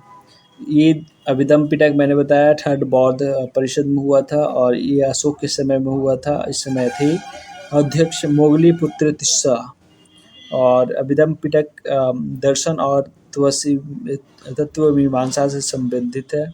इसमें 7 बुक्स हैं। धम्म संगिनी, विभंग, धातु कथा, पुण्य पन्नठी कथा, वत्तु, यमका और पथाना, ये 7 बुक हैं, याद करना जरूरी नहीं है। अब आ जाओ जैन धर्म। जैन धर्म महावीर, ये वैशाली से थे। ये तीर्थंकर कितने हैं, 24वें तीर्थंकर थे जैन धर्म के, और अंतिम भी हैं और 24वें हैं। इनके पहले ऋषभ देव थे। ऋषभ देव पहले तीर्थंकर थे, और पारश्वनाथ 23वें तीर्थंकर थे। ऋषभ देव पहले हैं, पारश्वनाथ 23वें हैं, और जबकि महावीर 24वें और अंतिम थे। महावीर का जन्म 540 ईसा पूर्व वैशाली में हुआ था, वैशाली के कुंडलग्राम। वे क्षत्रिय ज्ञात्रिक क्षत्रिय वंश के थे। महावीर 30वें वर्ष की आयु में घर छोड़ दिया था, और 42वें वर्ष की आयु में कैवल्य प्राप्त किया था। उन्हें निर्ग्रंथ कहा जाता था। कैवल्य के माध्यम से उन्होंने दुख और सुखी पर विजय प्राप्त किया, और जिन्हें जिन या महावीर के रूप में जाना जाने लगा। उन्होंने अपना पहला उपदेश विपुलगिरी यानी कि राजगीर में दिया था। उनका पहला शिष्य जमाली था, जो उनका दामाद भी था। अपने दामाद को ही शिष्य बना लिए थे ये। महावीर ने 468 ईसा पूर्व में राजगीर के पास पावापुरी में निर्वाण प्राप्त किया था। तो ये ध्यान रखना, पावापुरी राजगीर के पास में है, जहाँ पे जल मंदिर है ना, पावापुरी का जल मंदिर। जैसे एक तालाब है और बीच में एक जल मंदिर है, और यहाँ से एक सीढ़ी है, ये पुल बना हुआ है। बहुत ही अच्छा जगह है, और इसमें कमल के सारे फ्लावर्स हैं इस जल मंदिर में। तो ये पावापुरी में स्थित है, राजगीर के पास। अब देखो, 3 रत्न है जैन धर्म में। 3 रत्न है, त्रिरत्ना जिसको बोला जाता है। तो मोक्ष प्राप्त करने के लिए 3 रत्न, सही विश्वास, सही आचरण और सही ज्ञान, यही 3 रत्न है जैनिज्म के। जैन परिषद 2 हुए हैं, बुद्ध परिषद 4 हुए हैं, और जैन 2। अब देखो, पहला परिषद ऑब्वियस सी बात है कि ये पटना में होगा, क्योंकि जैन धर्म यहीं से ज़्यादातर फला फूला, बिहार से। और बिहार की राजधानी उस समय पटना थी, तो पटना में ये आयोजित किया गया। 3वीं शताब्दी ईसा पूर्व में ये हुआ, और स्थूलभद्र के नेतृत्व में हुआ था, जहाँ पे 2 संप्रदाय श्वेतांबर और दिगंबर विभाजित हो गए। देखो, ऐसा हुआ था कि दिगंबर वाले ग्रुप है जो साउथ इंडिया में चले गए थे, क्योंकि मगध में अकाल पड़ गया था, ये साउथ इंडिया में चले गए दिगंबर। और श्वेतांबर वाले ग्रुप है जो कि मगध में ही रह गए थे। और कुछ समय बाद जब दिगंबर वापस लौटते हैं, तो ये देखते हैं कि इनका जो पूजा करने की विधि वगैरह थी, वो सब चेंज हो गया, और ये लोग कपड़े भी पहनने लगे। पहले नंगे घूमते थे, अब ये कपड़े पहनने लगे, तो उसी में विवाद बढ़ा, और विवाद बढ़ा तो ये पहली परिषद बनाया गया, जिसमें नेतृत्व किया स्थूलभद्र ने, और यहाँ पे 2 संप्रदाय में विभाजित हो गया। अब देखो, दूसरी परिषद भी हुआ इसका, और ये दूसरी परिषद 5वीं शताब्दी ईसा पूर्व में हुआ, नॉट ईसा पूर्व बट 5वीं शताब्दी ईस्वी में हुआ, और ये बल्लभी गुजरात में हुआ था। तो बल्लभी गुजरात में देवगिरनी समाज श्रमण के नेतृत्व में हुआ, देवगामी समाश्रमण के नेतृत्व में हुआ था। तो बल्लभी में सेकंड नेतृत्व किया देवगामी समाश्रमण। और इसमें 12 अंग और 18 उपांग का संकलन किया गया। अब देखो नेक्स्ट वन इज मौर्य साम्राज्य काल के दौरान बिहार कैसा था। मौर्य साम्राज्य के पहले का बिहार, तो पहले आपको पता है कि अथर्ववेद में लिखा हुआ है 16 महाजनपद हुआ करते थे। तो मगध के 16 महाजनपद में एक पटना वाले क्षेत्र पटना गया और दक्षिण बिहार वाले क्षेत्र में मगध था। और यह प्राचीन भारत के सबसे बड़े मजबूत साम्राज्य में के रूप में उभरा। क्यों उभरा? क्योंकि यहाँ पे जंगल काफ़ी थे, लकड़ी था, जंगल था, पानी था, अच्छा खेती था और साथ में पहाड़ियों में से लोहा का खदान भी निकलता था। तो लोहा लोहा सब चीज़ मतलब था जो कि एक शहर का निर्माण कर सके। तो इसीलिए मौर्य काल सबसे एक ताकतवर साम्राज्य के रूप में निकला। और मौर्य काल का उदय देखो, बृहद्रथ वंश। सबसे पहला बृहद्रथ वंश। यह राजवंश की स्थापना 6ठी शताब्दी ईसा पूर्व शुरू हुई और बृहद्रथ मगध का सबसे पहले ज्ञात राजा और बृहद्रथ वंश का संस्थापक थे। इनका नाम ऋग्वेद में उल्लेखित किया गया है। महाभारत और पुराणों के अनुसार बृहद्रथ छेदी के कुरु राजा वसु के सबसे बड़े पुत्र थे। रामायण के अनुसार वसुमतु या गिरिव्रज की स्थापना की थी। इस वंश में सबसे प्रसिद्ध राजा बृहद्रथ का पुत्र जरासंध था। उन्होंने कई समकालीन राज्यों के शासकों को हराया और काशी, मालवा, आगरा, बंगा, कलिंग आदि को हरा दिया था। महाभारत के अनुसार जरासंध का वध भीम ने किया था। राजधानी गिरिव्रज राजगीर। जरासंध के बाद सहदेव उनका उत्तराधिकारी बना था। रिम्पुजय इस वंश का अंतिम शासक था। पुराणों के अनुसार प्रगोत वंश ने मगध के बृहद्रथ वंश के बाद शासन किया था। तो ये सब पुराणों के अनुसार है, बट जो ऑथेंटिक जो लेख है वहाँ उसके हिसाब से हर्यक वंश से शुरू होता है। तो ध्यान रखना, पहला साम्राज्य हर्यक वंश ने शुरू किया था। वो जो अभी बृहद्रथ वंश हमने देखा वो बस पुराण में मेंशन्ड है, लेकिन ओरिजिनल यहाँ से शुरू होता है, हर्यक वंश। बिम्बिसार 544 से 492 ईसा पूर्व इनका ये जन्म और ये मृत्यु का कालखंड है। और हर्यक वंश का स्थापना इन्होंने किया था। राजगीर गिरिव्रज में अपनी राजधानी बनाया। बुद्ध के ये समकालीन थे। और बौद्ध ग्रंथ महावंश के अनुसार बिम्बिसार को 15 साल की उम्र में उनके पिता वटिये ने राजा के रूप में नियुक्त किया था। जैन ग्रंथों में उन्हें सैनिक कहा गया है। उन्होंने वैवाहिक गठजोड़ और विजय के माध्यम से अपने राज्य की सीमाओं का विस्तार किया था। अपने साम्राज्य को मजबूत करने के लिए ये विवाह गठबंधन और की नीति बहुत सफल रही। उनकी पहली पत्नी राजकुमारी कौशल देवी कौशल राज्य प्रसेनजित की बहन थी। कौशल का प्रदेश इस प्रकार मगध के करीब आ गया था। बिम्बिसार को दहेज रूप काशी का राज्य मिला था। उनकी दूसरी पत्नी लिच्छवी राजकुमारी चिलना थी और तीसरी पत्नी क्षेमा पंजाब के मद्र कबीले की राजकुमारी थी। अंग साम्राज्य पर उनके द्वारा विजय प्राप्त किया गया। मगध का सबसे गंभीर प्रतिद्वंदी अवंती था। अवंती जो मध्य प्रदेश वाला अवंती उज्जैनी वाला, जिसकी राजधानी उज्जैन थी और इसके राजा चंद्रप्रगोत महासेन ने बिम्बिसार के विरुद्ध युद्ध किया था। लेकिन अंततः दोनों दोस्त बन गए और बिम्बिसार ने साहित्य चिकित्सक जीवक को चंद्रप्रगोत के इलाज के लिए उज्जैन भेजा था। तो ये सब कुछ हुआ था हिस्ट्री। तो यहाँ से मेजरली 2 क्वेश्चन है कि उनकी 2 शादियाँ हुई थी, एक कौशला देवी के साथ जो प्रसेनजित की बहन थी और दूसरा लिच्छवी राजकुमारी के साथ, और तीसरा एक और शादी हुई थी वो पंजाब के कोई कबीले में हुआ था, मद्र कबीला। तो बिम्बिसार सबसे पहले अस्थाई सेना बनाने वाले शासक बनते हैं, इसीलिए इन्हें बोला जाता है पहला एम्पायर क्रिएटर बिम्बिसार। अब बिम्बिसार के पुत्र अजातशत्रु 492 से 460 ईसा पूर्व उसने शासक बनने के लिए अपने पिता बिंबिसार को कैद कर लिया और मार डाला। अजातशत्रु ने कौशल राज्य को हराया और काशी वैशाली पर विजय प्राप्त करके अपने राज्य का विस्तार किया। उसने शासनकाल के दौरान ही महात्मा बुद्ध ने कुशीनगर में महापरिनिर्वाण प्राप्त किया और भगवान महावीर ने पावापुरी में निर्वाण प्राप्त किया। अजातशत्रु गौतम बुद्ध और महावीर दोनों का बहुत सम्मान करते थे। उनके शासनकाल में ही बुद्ध की मृत्यु के तुरंत बाद राजगृह में सप्तपर्णी गुफाओं में पहली बौद्ध परिषद आयोजित की गई थी।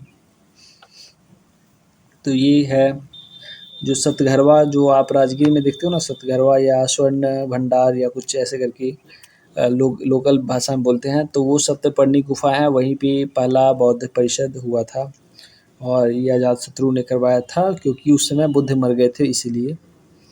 तो उदयीन अब ये अंतिम राजा होगा ये हर्यक वंश का। उन्होंने 455 ईसा पूर्व गंगा और सोन नदी के संगम पर पाटलिपुत्र शहर की स्थापना की और इसे अपना राजधानी बनाया। उनके उत्तराधिकारी अनिरुद्ध, मुंड और नागदर्श जैसे कमजोर शासक थे। एक नागरिक विद्रोह के कारण मगध में शिशुनाग वंश का उदय हुआ। तो उदयीन के बाद उदयीन जिन्होंने पटना बनाया, उसके बाद उनके कमजोर शासक मतलब जो भी वंश के उनके बाल बच्चे थे, उनका वो उतने अच्छे शासक नहीं रहे और उनका ये खत्म हो गया हर्यक वंश। लेकिन हर्यक वंश ने ही पटना बनाया था, पाटलिपुत्र। अब शिशुनाग वंश आ जाओ। शिशुनाग, इसी में राजा है कालाशोक। पहले एक शिशुनाग ने मगध की 2 राजधानियां थी इस समय, एक राजगीर और दूसरी वैशाली में।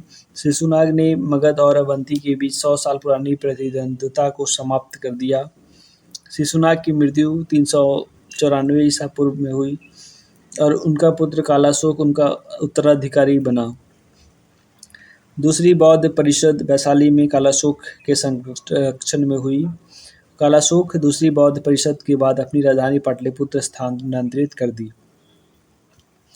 तो ये देखो, यहाँ पे थोड़ा सा इम्पोर्टेंट है कि यहाँ पे 2 राजधानी हो गई थी। पहला पाटलिपुत्रा जो उदयीन ने बनाया था और दूसरा वैशाली हो गया था, शिशुनाग ने बना दिया था।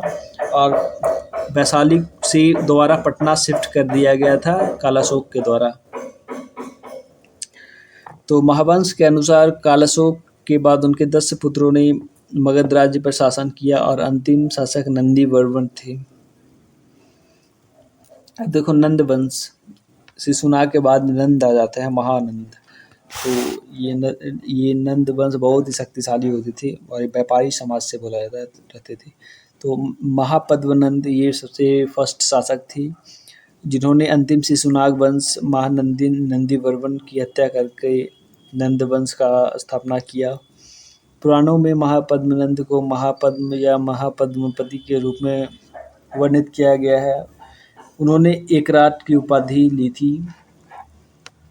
Now next page. उन्हें महाबोधि वंश में उग्रसेन के रूप में संदर्भित किया गया था। महाबोधि वंश में 9 नंद राजाओं को सूचीबद्ध किया गया है, जिसमें महापद्मनंद या उग्रसेन, पांडुका, पांडुगति, तो ये सब डजंट मैटर। तो इन्हें उग्रसेन कहा जाता था, बस ये याद ध्यान रखना। महापद्मनंदा जो कि ये पीछे जो इसके पहले जो वंश था, क्या नाम था उनका, ये वाला शिशुनाग वंश, उसे ख़त्म करके ये बनाया था अपना। तो अब देखो, महापद्मनंद के बाद ये धनानंद आते हैं। ये अंतिम शासक भी हैं और सिकंदर के समकालीन भी हैं और इसी समय इनका विवाद हुआ था कौटिल्य के साथ और कौटिल्य ने ही फिर चंद्रगुप्त को बना दिया शासक। तो इनके समय में, धनानंद के समय में सिकंदर ने भारत पे आक्रमण किया था 327 से 326 ईसा पूर्व। धनानंद मगध का शासक था। यूनानियों ने धनानंद को अग्रमीस जेटमीस के रूप में संदर्भित किया था। अब देखो अगला नेक्स्ट हमारा मौर्य काल, जिसका हम लोग इंतज़ार कर रहे थे, मौर्य काल कब आएगा। तो ये देखो मौर्य काल है। इसका मौर्य साम्राज्य भौगोलिक रूप से प्राचीन भारत का सब पहला व्यापक, शक्तिशाली और राजनीतिक सैन्य साम्राज्य था। साम्राज्य की राजधानी पाटलिपुत्र में थी, तो ये सबसे बड़ा साम्राज्य मौर्य काल ने बनाया था। और आज भी इसके मुकाबले शायद ही किसी ने इतना फैलाया होगा। मतलब ये पूरा साउथ इंडिया थोड़ा सा ही रह गया था, वो भी ये मौर्यों के अधीन ही रहते थे मेजॉरली, और ये पूरा अफ़गानिस्तान से आगे तक ये फैला हुआ था पूरा। और इसका स्थापना पहला थे चंद्रगुप्त मौर्य। मौर्य वंश की स्थापना चंद्रगुप्त मौर्य ने की थी अपने गुरु चाणक्य या कौटिल्य की मदद से 321 ईसा पूर्व। मत्स्य पुराण और मुद्रा राक्षस के अनुसार चंद्रगुप्त मौर्य की माँ नंदों के दरबार में कार्यरत एक क्षुद्र महिला मुरा थी। मतलब ये कोई बड़े क्षत्रिय नहीं थे, बल्कि ये क्षुद्र क्षुद्र के बेटे थे। मुद्रा राक्षस में उन्हें वृषल कहा गया है। बौद्ध परंपरा के अनुसार वह मौर्य क्षत्रिय कबीले से संबंधित थे। मौर्य क्षत्रिय आजकल इन्हें कुशवाहा बोला जाता है, कुशवाहा या मेहता फैमिली से इनका डिसेंडेंट कहा जाता है मौर्यों का। और मौर्य टाइटल भी बहुत लोग लगाते हैं आज भी। उन्होंने 305 ईसा पूर्व में सेल्यूकस निकेटर के साथ लड़ाई लड़ी। सेल्यूकस ने मेगास्थनीज को मौर्य दरबार में राजदूत के रूप में भेजा था। देखो यही मेगास्थनीज जो इन्होंने इंडिका बुक लिखी थी, और इंडिका में इन्होंने पूरा पैलेस का वर्णन किया था, कैसे मौर्यों का साम्राज्य चलता है, कैसे इनकी 5 मंजिला इनका महल है, ऐसे कुछ। मेगास्थनीज ने अपनी बुक इंडिका में मौर्य नगर प्रशासन का वर्णन किया। इन्होंने लिखा कि 6 लाख पैदल सेना है, 30,000 घुड़सवार सेना और 9,000 हाथी थे। पाटलिपुत्र में मौर्य साम्राज्य प्रशासन 30 सदस्यों की एक परिषद के अधीन था, जिसमें प्रत्येक 5 सदस्य वाली 6 समितियां विभाजित थी। पाटलिपुत्र को पॉलीबोथा कहा था इन्होंने, पालीबोथा, क्योंकि ये ग्रीक थे ना, तो इन्हें बोलना नहीं आता था, मतलब उस लैंग्वेज नहीं बोल पाते, तो पालीबोथा बोल दिया इन्होंने। आचार्य चाणक्य चंद्रगुप्त मौर्य की राजनीतिक सलाहकार और मार्गदर्शक थे, जिन्होंने अर्थशास्त्र की रचना की थी।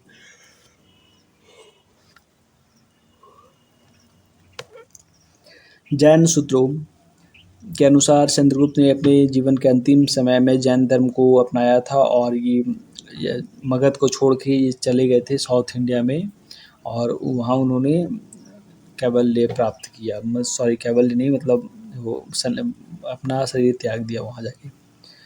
तो इन्होंने अपना राजकाज बिंदुसार को दे दिया है, जो इनका पुत्र था, और श्रवण बेगला में चले गए, कर्नाटक के श्रवण बेगला साउथ इंडिया में, और संलेखना प्राप्त किया। संलेखना मतलब भूख प्यास से अपना जीवन समाप्त कर दिया था, खाना वगैरह नहीं खाते थे। बिंदुसार चंद्रगुप्त के बेटे थे, चंद्रगुप्त मौर्य। देखो चंद्रगुप्त 3 है, टोटल 3 चंद्रगुप्त मेजर शासक में 3 चंद्रगुप्त पढ़ना होगा हमें। एक चंद्रगुप्त मौर्य है, मौर्य वाले हैं, और सेकंड है चंद्रगुप्त फर्स्ट है, चंद्रगुप्त पहला गुप्त वंश के, और एक चंद्रगुप्त सेकंड है, वो भी गुप्त वंश के। तो ये 3 चंद्रगुप्त मेजरली पढ़ना है। तो बिंबिसार के, देखो पिछला में था बिंदुसार, हर्यक वंश में था बिंबिसार, और इसमें बिंदुसार। तो बिंदुसार का नाम ग्रीक लेखों द्वारा अग्निकोटस, जैसे अग्नि, अमित्रघात, या वायु पुराण में मुद्रासार, या जैन साहित्य में सिंहसेन ऐसे, या बिंदुपाल, इस तरह के नामों से इन्हें नोट किया गया है। जैन ग्रंथ में राजवल्ली कथा में उन्हें सिमसेरी बोल दिया है। तो इस तरह से बहुत सारे इनके नाम थे। सीरियाई राजा एंटीओकस ने बिंदुसार के दरबार में डायमेक्युस को अपना राजदूत बनाकर भेजा। मिस्र के पटॉलमी, मिस्र मतलब ये वही पिरामिड का देश, इजिप्ट। तो इजिप्ट के टॉलमी द्वितीय ने फिलाडेल्फस ने डायनोसियस को बिंदुसार के दरबार में भेजा था। तो डायमेशियस एंड डायमेकस दोनों थे यहाँ पे। अशोक, देखो ये बिंदुसार थे जो आजीवक थे। ये देखो आजीवक मतलब नास्तिक वगैरह, बिंदुसार नास्तिक काइंड ऑफ थे, आजीवकों को इन्होंने समर्थन किया था। ये चंद्रगुप्त थे जो कि जैन थे, जैन धर्म अपनाया था, और अशोक बौद्ध धर्म को अपनाया था। अशोक महान 273 से 232 ईसा पूर्व अपने पिता बिंदुसार के बाद सिंहासन पर बैठा। दीप वंश और महावंश के अनुसार मौर्य राजा बनने के लिए 99 भाइयों को मार डाला था, केवल एक को छोड़कर जिसका नाम विताशोक या तिसम था। एक को छोड़ा, बाकी 99 को मार दिया। अशोक का राज्य दक्षिण में चोलों और पांड्य तक, और उत्तर पूर्व में कश्मीर और नेपाल तक फैला था। तो ये बहुत बड़ा राज्य इनका था अशोक का। अशोक ने 261 ईसा पूर्व में कलिंग युद्ध लड़ा था, जिसका उल्लेख उन्होंने बृहत शिलालेख 13वें में किया था। ये 13वां शिलालेख है ना, मेजर रॉक इडिक्ट जिसको बोलते हैं इंग्लिश में, मेजर रॉक इडिक्ट। इसमें ये 13वां रॉक एडिक्ट था, उसमें इन्होंने लिखा है कि कलिंग युद्ध के बारे में, 13 में कलिंग युद्ध। और ओडिशा में मिले हाथी गुम्फा शिलालेख में इस विनाशकारी युद्ध के बारे में भी लिखा है, जिससे अशोक का मन ने बदला था और इन्होंने बौद्ध धर्म को अपनाया था। कलिंग युद्ध के बाद अशोक ने बौद्ध भिक्षु उपगुप्त के प्रभाव में बौद्ध धर्म को अपना लिया था, और उन्हें धम्माशोक के नाम से जाना जाने लगा, क्योंकि उन्होंने धम्मा का प्रचार किया, इसलिए धम्माशोक बोला जाने लगा। अशोक का उल्लेख कई शिलालेखों में देवनाम प्रिय प्रियदर्शी के रूप में किया जाता है। देवनामा प्रिय और प्रियदर्शी। भब्रू शिलालेख में इनका उल्लेख मगध के राजा के रूप में किया गया है, भब्रू में। और मास्की में इनका पूरा नाम अशोक लिया गया था, मास्की शिलालेख में। अशोक ने 250 ईसा पूर्व में पाटलिपुत्र और तीसरी बौद्ध परिषद बुलाई थी, जो मोगलीपुत्र तिस्सला अध्यक्ष थे, पहले बताया। इसके साथ ही बौद्ध आदर्शों का प्रचार श्रीलंका, मतलब पूरा दक्षिण एशिया और श्रीलंका, मतलब भूमध्य सागरीय यूरोप तक हुआ। अशोक की मृत्यु के बाद मौर्य साम्राज्य का पतन शुरू हो गया। अर्थशास्त्र और अशोक के शिलालेख मौर्य काल के इतिहास अध्ययन के प्राथमिक स्रोत हैं। अशोक ने 84,000 स्तूपों का निर्माण करवाया था। उसमें एकाश्म पत्थर के स्तंभ और शिलालेख बनवाए थे। एकाश्म मतलब सिंगल, एक ही पत्थर का एक लंबा चौड़ा स्तंभ बनाया था, जैसे कि हमारा सारनाथ का स्तंभ था, या फिर जो भी अशोकन स्तंभ होते हैं ना, वो सारे। अशोक के 3 स्तंभ शिलालेख बिहार में हैं। 3 स्तंभ टोटल हैं बिहार में, जैसे कि पूर्वी चंपारण में है लौरिया नंदनगढ़ वाला, अरेराज, और पश्चिमी चंपारण में लौरिया नंदनगढ़। पूर्वी चंपारण जिले में लौरिया अरेराज है एक, और लौरिया नंदनगढ़ है पश्चिमी चंपारण में, और रामपुरवा है एक तीसरा। तो ये 3 है टोटल बिहार में अभी। अब मौर्य प्रशासन को एक बार देखो।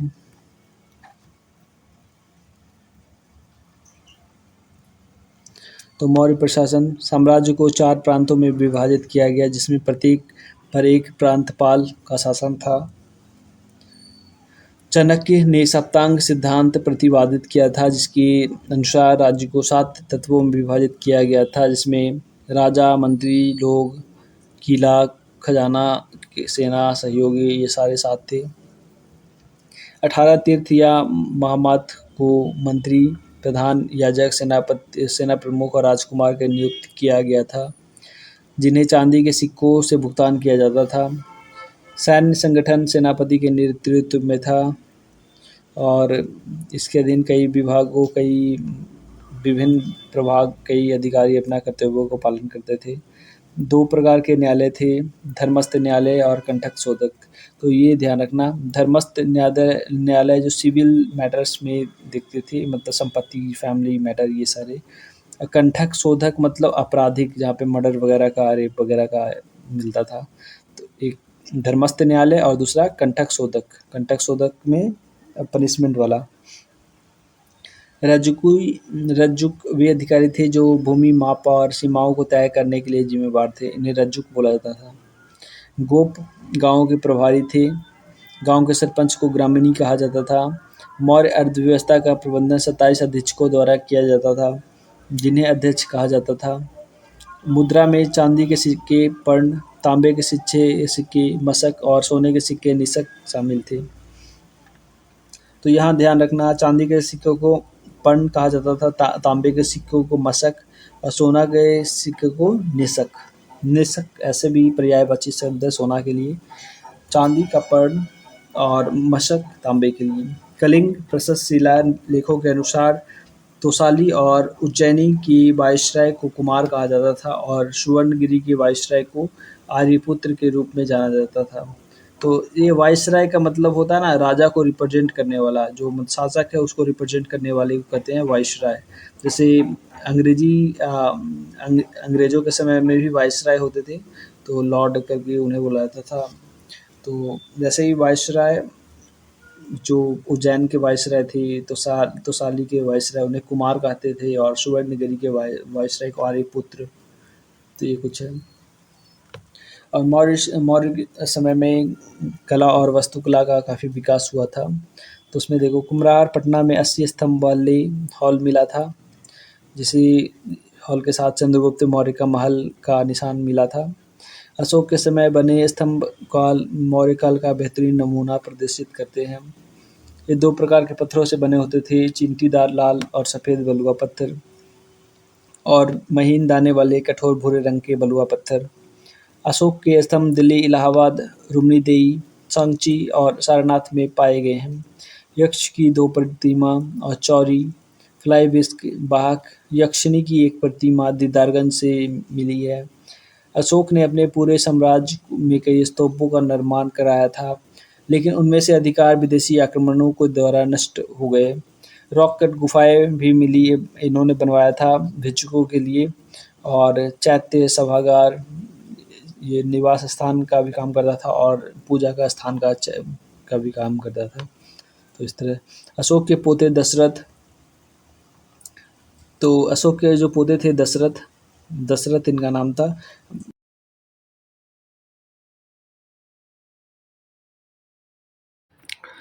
दशरथ ने बोधगया के पास बराबर और नागार्जुनी पहाड़ियों में गुफाओं का निर्माण करवाया था और इन गुफाओं की दीवारों को बहुत ही अच्छी तरह से पॉलिश किया गया था, मानो वो शीशे की तरह दिखते थे।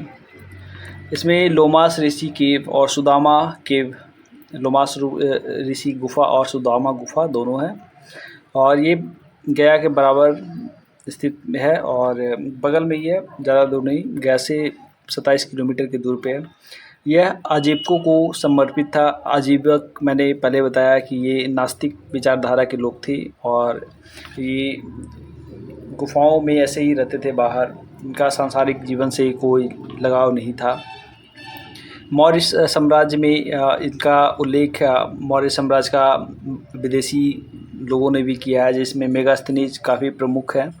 ये चंद्रगुप्त के दरबार में आया था, सेलुकस निकेटर का ये दूत था और इसने 7 जातियों में बोला था कि मगध के लोग 7 जातियों में विभाजित है और ये दार्शनिक, किसान, सैनिक, चरवाहा, कारीगर, मजिस्ट्रेट और पार्षद, तो ये सब बताया था। बट इसे ये विदेशी था तो इसे भारत की जनजातियों के बारे में और भारत का समाज के बारे में इसे पता नहीं था, तो इसने ऐसे ही लिख दिया होगा कुछ बकवास तरह।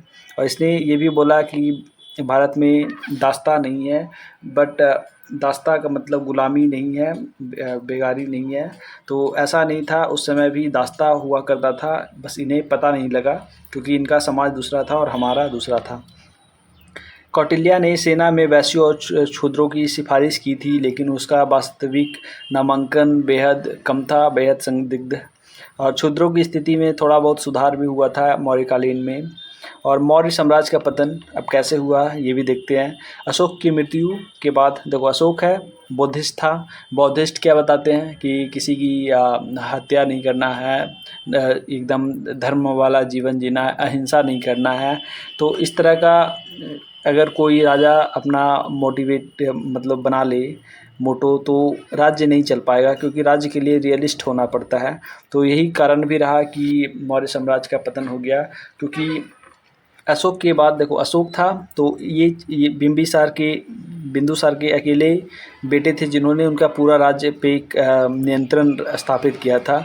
लेकिन अशोक के बाद इनके जो बेटे थे उन्होंने अपना राज्य बांट लिया था। जैसे ये राज्य है पूरा अशोक का, तो ये इधर एक बेटा, इधर दूसरा बेटा, इस तरह से राज्य बट गया था। तो बटेगा तो शक्ति कमेगी और रिसोर्सेस भी बटेंगे, तो इस तरह से राज्य बटा और धीरे धीरे ख़त्म हो गया।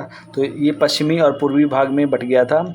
और ये पश्चिमी भाग जो कि इधर वेस्टर्न साइड में है, तो वेस्टर्न साइड में शक, कुषाण वगैरह, इन्वेडर्स वगैरह, बैक्ट्रियंस आते रहते थे। तो ये इनका आक्रमण के कारण ही समाप्त हो गया धीरे धीरे करके। और ये पूर्वी भाग में जो बटा बंगाल साइड वाला, बिहार बंगाल वाला, तो इसमें उनके पोते दशरथ का शासन था और उनके बेटे कुणाल का, और अशोक के पोते दशरथ का इस साइड शासन था। और इधर ही ये वाला साम्राज्य थोड़ा बहुत बचा रह गया, और ये काफ़ी समय तक चला, थोड़ा दिन तक चला, और ये इसमें जैन धर्म का संरक्षण भी हुआ। लेकिन बृहदत्त जो मौर्य साम्राज्य का अंतिम शासक था, उसकी हत्या कर दिया था पुष्यमित्र शुंग ने, और शुंग वंश की स्थापना फिर उसने किया। और बिहार में मौर्योत्तर काल, मतलब मौर्य साम्राज्य की बात का काल, तो इसमें इस समय काफ़ी अलग अलग तरह के लोग आए और उन्होंने मौर्यों पे मौर्य जो क्षेत्र था, खासकर मगध वाला साम्राज्य, उस पर काफ़ी सारे हमले हुए। और उसके बाद इन सब लोगों ने भी अपना अपना हाथ आजमाया और इन्होंने भी अपना राज्य स्थापित किया। तो बिहार में मौर्योत्तर का राजवंश कब आता है, तो ये शुंग वंश के बाद से देखते हैं। शुंग वंश, इसका स्थापना पुष्यमित्र शुंग ने किया था 184 से 72 ईसा पूर्व। और इसमें मगध, कौशल, साकला, मालवा और बरार पर शासन किया था। और ये ब्राह्मणवाद की कट्टर अनुयायी थी, मतलब ब्राह्मण थे तो ब्राह्मणवाद को सपोर्ट करते थे। एंड दिव्यदान और तारानाथ पुष्यमित्र को बौद्धों के शत्रु के रूप में चित्रित करते हैं। तो ये दोनों जो किताब है, दिव्यदान और तारानाथ, इसमें पुष्यमित्र शुंग को बौद्धों के शत्रु के रूप में दिखाया गया है, क्योंकि इन्होंने काफ़ी बौद्धों की हत्या की थी और बौद्ध मठों मंदिरों का नाश किया था। लेकिन ये भी कहना उपयुक्त नहीं है, क्योंकि इनके काल में ही सांची और भरूच स्तूपों का निर्माण करवाया गया था। और धन्यदेव ने अयोध्या शिलालेख के अनुसार उनके काल में 2 अश्वमेध यज्ञ हुए थे। और महान संस्कृत विद्वान महाभाष्य और के लेखक पतंजलि ने इन यज्ञों के मुख्य पुजारी थे। अशोकवर्धन जैसे बौद्ध अभिलेखों में उल्लेख किया गया है कि बृहदत्त की हत्या और शुंग साम्राज्य के उदय से बौद्धों का उत्पीड़न शुरू हुआ और हिंदू धर्म का पुनरुत्थान हुआ। अब देखो, 148 ईसा पूर्व पुष्यमित्र शुंग की मृत्यु के बाद उसका पुत्र अग्निमित्र सिंहासन पर बैठा। और यही अग्निमित्र है जो कि कालिदास की कविता के मुख्य नायक हैं, मालविका अग्निमित्रम में। नेक्स्ट देखो, पुराणों में देवहूति शुंग वंश के 10वें और अंतिम शासक थे, देवहूति को बोला गया है। उसके शुंग के बाद कण्व आता है। कण्व वंश मगध में शुंग वंश का स्थान लेता है और उसका पहला राजा वसुदेव होता है। सुशर्मन ने इस वंश का अंतिम शासन था। और यह जब दक्षिण क्षेत्र में सातवाहनों का राज्य बढ़ने लगा तो धीरे धीरे कण्व वंश खत्म हो गया। कण्व के बाद फिर कुषाण, जो कण्व के बाद ये कुषाण वंश का प्रभाव आता है। कुषाण वही लोग हैं जो बाहर से आते हैं, चीनी ये थे, चीनी जनजातियों से ये ताल्लुक़ रखते थे और इन्होंने पेशावर को अपनी राजधानी बनाया था, पेशावर, मथुरा। और इनका फिर आगमन बिहार क्षेत्र में होता है। और इनका जो मेन राजा कनिष्क था, इन्होंने भी पाटलिपुत्र पे हमला किया था। और इन्होंने ही चौथा जो बौद्ध संघ वो सम्मेलन हुआ था, चौथा बौद्ध सम्मेलन इन्होंने बुलाया था कुंडलग्राम कश्मीर में। और इनके समय में अश्वघोष थे, अश्वघोष ने ही चौथा बौद्ध सम्मेलन का अध्यक्षता किया था। और इनके ही चिन्ह मिलते हैं जिरान, बक्सर, बोधगया, वैशाली और कुम्हार में सिक्का वगैरह पे मिलता है। नेक्स्ट इनके कुषाणों के बाद गुप्त आता है, गुप्त साम्राज्य बनता है। गुप्त साम्राज्य बिहार वाले क्षेत्र में ही बढ़ा यहाँ पे, और यहाँ पे श्रीगुप्त होते थे, एक राजा, छोटे से राजा कुषाणों के अंडर रहते थे। और फिर उनका बेटा आया बृहद्रथ, घटोत्कच, श्रीगुप्त, उसके बाद उनके बेटे घटोत्कच, ये दोनों कुषाणों के अंदर थे। और धीरे धीरे इन्होंने साम्राज्य अपना बढ़ाया और फिर मगध का वो बड़ा साम्राज्य बना लिया। तो इसका स्थापना श्रीगुप्त ने किया, इसके बेटे घटोत्कच ने भी इस क्षेत्र को विस्तार किया। और फिर अब देखो इम्पोर्टेंट बात, गुप्त वंश और मौर्यों में दोनों में डिफरेंस है। मौर्य सैनिक शासन था, और एक ये पूरी तरह केंद्रित था, मौर्य का शासन केंद्रित था, मतलब राजा है, राजा सबसे ऊपर, उसके बाद सीढ़ी बाई सीढ़ी था ऐसे। लेकिन ये गुप्तों का शासन फ्यूडेटरी था, मतलब ज़मींदार वगैरह सबके पास अपना अपना ये राजा है, इसका सारा सबसे कांटेक्ट है, तो ऐसे है। तो इस तरह से इनका शासन था, तो ये काफ़ी स्टेबल था गुप्तों का शासन। अब देखो गुप्त साम्राज्य और उनके शासन, इनमें चंद्रगुप्त द फर्स्ट पहले शासक थे जो कि स्वतंत्र थे, और इन्होंने ही एम्पायर, मूल्यतः कहा जाए तो गुप्त वंश का नींव इन्होंने ही रखा। और ये 319 से 320 ईस्वी में गुप्त युग की शुरुआत हुई। इनके साम्राज्य में ऊपरी गंगा घाटी, बिहार, उत्तर प्रदेश और बंगाल शामिल थे। और इन्होंने कुमार देवी से शादी की थी, जो कि एक लिच्छवी प्रिंसेस थी, लिच्छवी राजकुमारी, वही लिच्छवी बज्जी वाली। और इन्होंने गंगा घाटी के साथ प्रयाग और अवध भूमि तक अपना प्रभुत्व बढ़ाया। इसके बाद चंद्रगुप्त के बाद समुद्रगुप्त के पुत्र ये गद्दी संभालते हैं। और हरिसेन द्वारा लिखित प्रयाग प्रशस्ति में इनका जिक्र मिलता है।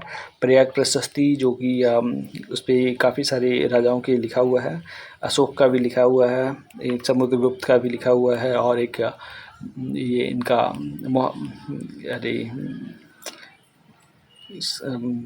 मोहम्मद बिन तुगलक का भी लिखा हुआ है प्रयाग प्रशस्ति पे। तो ये है, तो इन्हें भारत का नेपोलियन कहा जाता है। और किसने बोला, तो विंसेंट आर्थर स्मिथ ने बोला था भारत का नेपोलियन समुद्रगुप्त को। और मथुरा शिलालेख में चंद्रगुप्त द्वितीय ने समुद्रगुप्त को सभी राजाओं का संहारक बताया। इन्होंने क्यों बोला, क्योंकि इनके ये पिता थे ना, चंद्रगुप्त द्वितीय के पिता थे समुद्रगुप्त। यहाँ पे देखना, ध्यान देना, 3 गुप्त मैंने बताया, चंद्रगुप्त मौर्य, चंद्रगुप्त प्रथम जो गुप्त वंश है, और चंद्रगुप्त द्वितीय जो कि ये भी गुप्त वंश से हैं, और ये चंद्रगुप्त के पुत्र हैं। इनके समय में सिलोन शासक मेघवर्मन, सिलोन मतलब श्रीलंका के शासक थे मेघवर्मन। उन्होंने मांगा था थोड़ा सा ज़मीन कि एक मंदिर स्थापित करने के लिए एक ज़मीन दिया जाए बोध गया में, ताकि वहाँ पे एक मठ बना दिया जाए और पूजा स्टार्ट किया। तो इन्होंने अनुमति दे दी थी, और इन्हें कविराज की उपाधि भी मिली थी। और इनका दरबारी भाषा संस्कृत था। हरिसेन और वसुबंधु इनके दरबार के लोग थे, और इन्हें बीना बजाते भी दिखाया जाता है, और इन्हें विष्णु का भक्त बताया जाता है। और इन्होंने कई राज्यों को जीता था, इसीलिए इन्हें नेपोलियन ऑफ इंडिया कहा जाता है। Next one,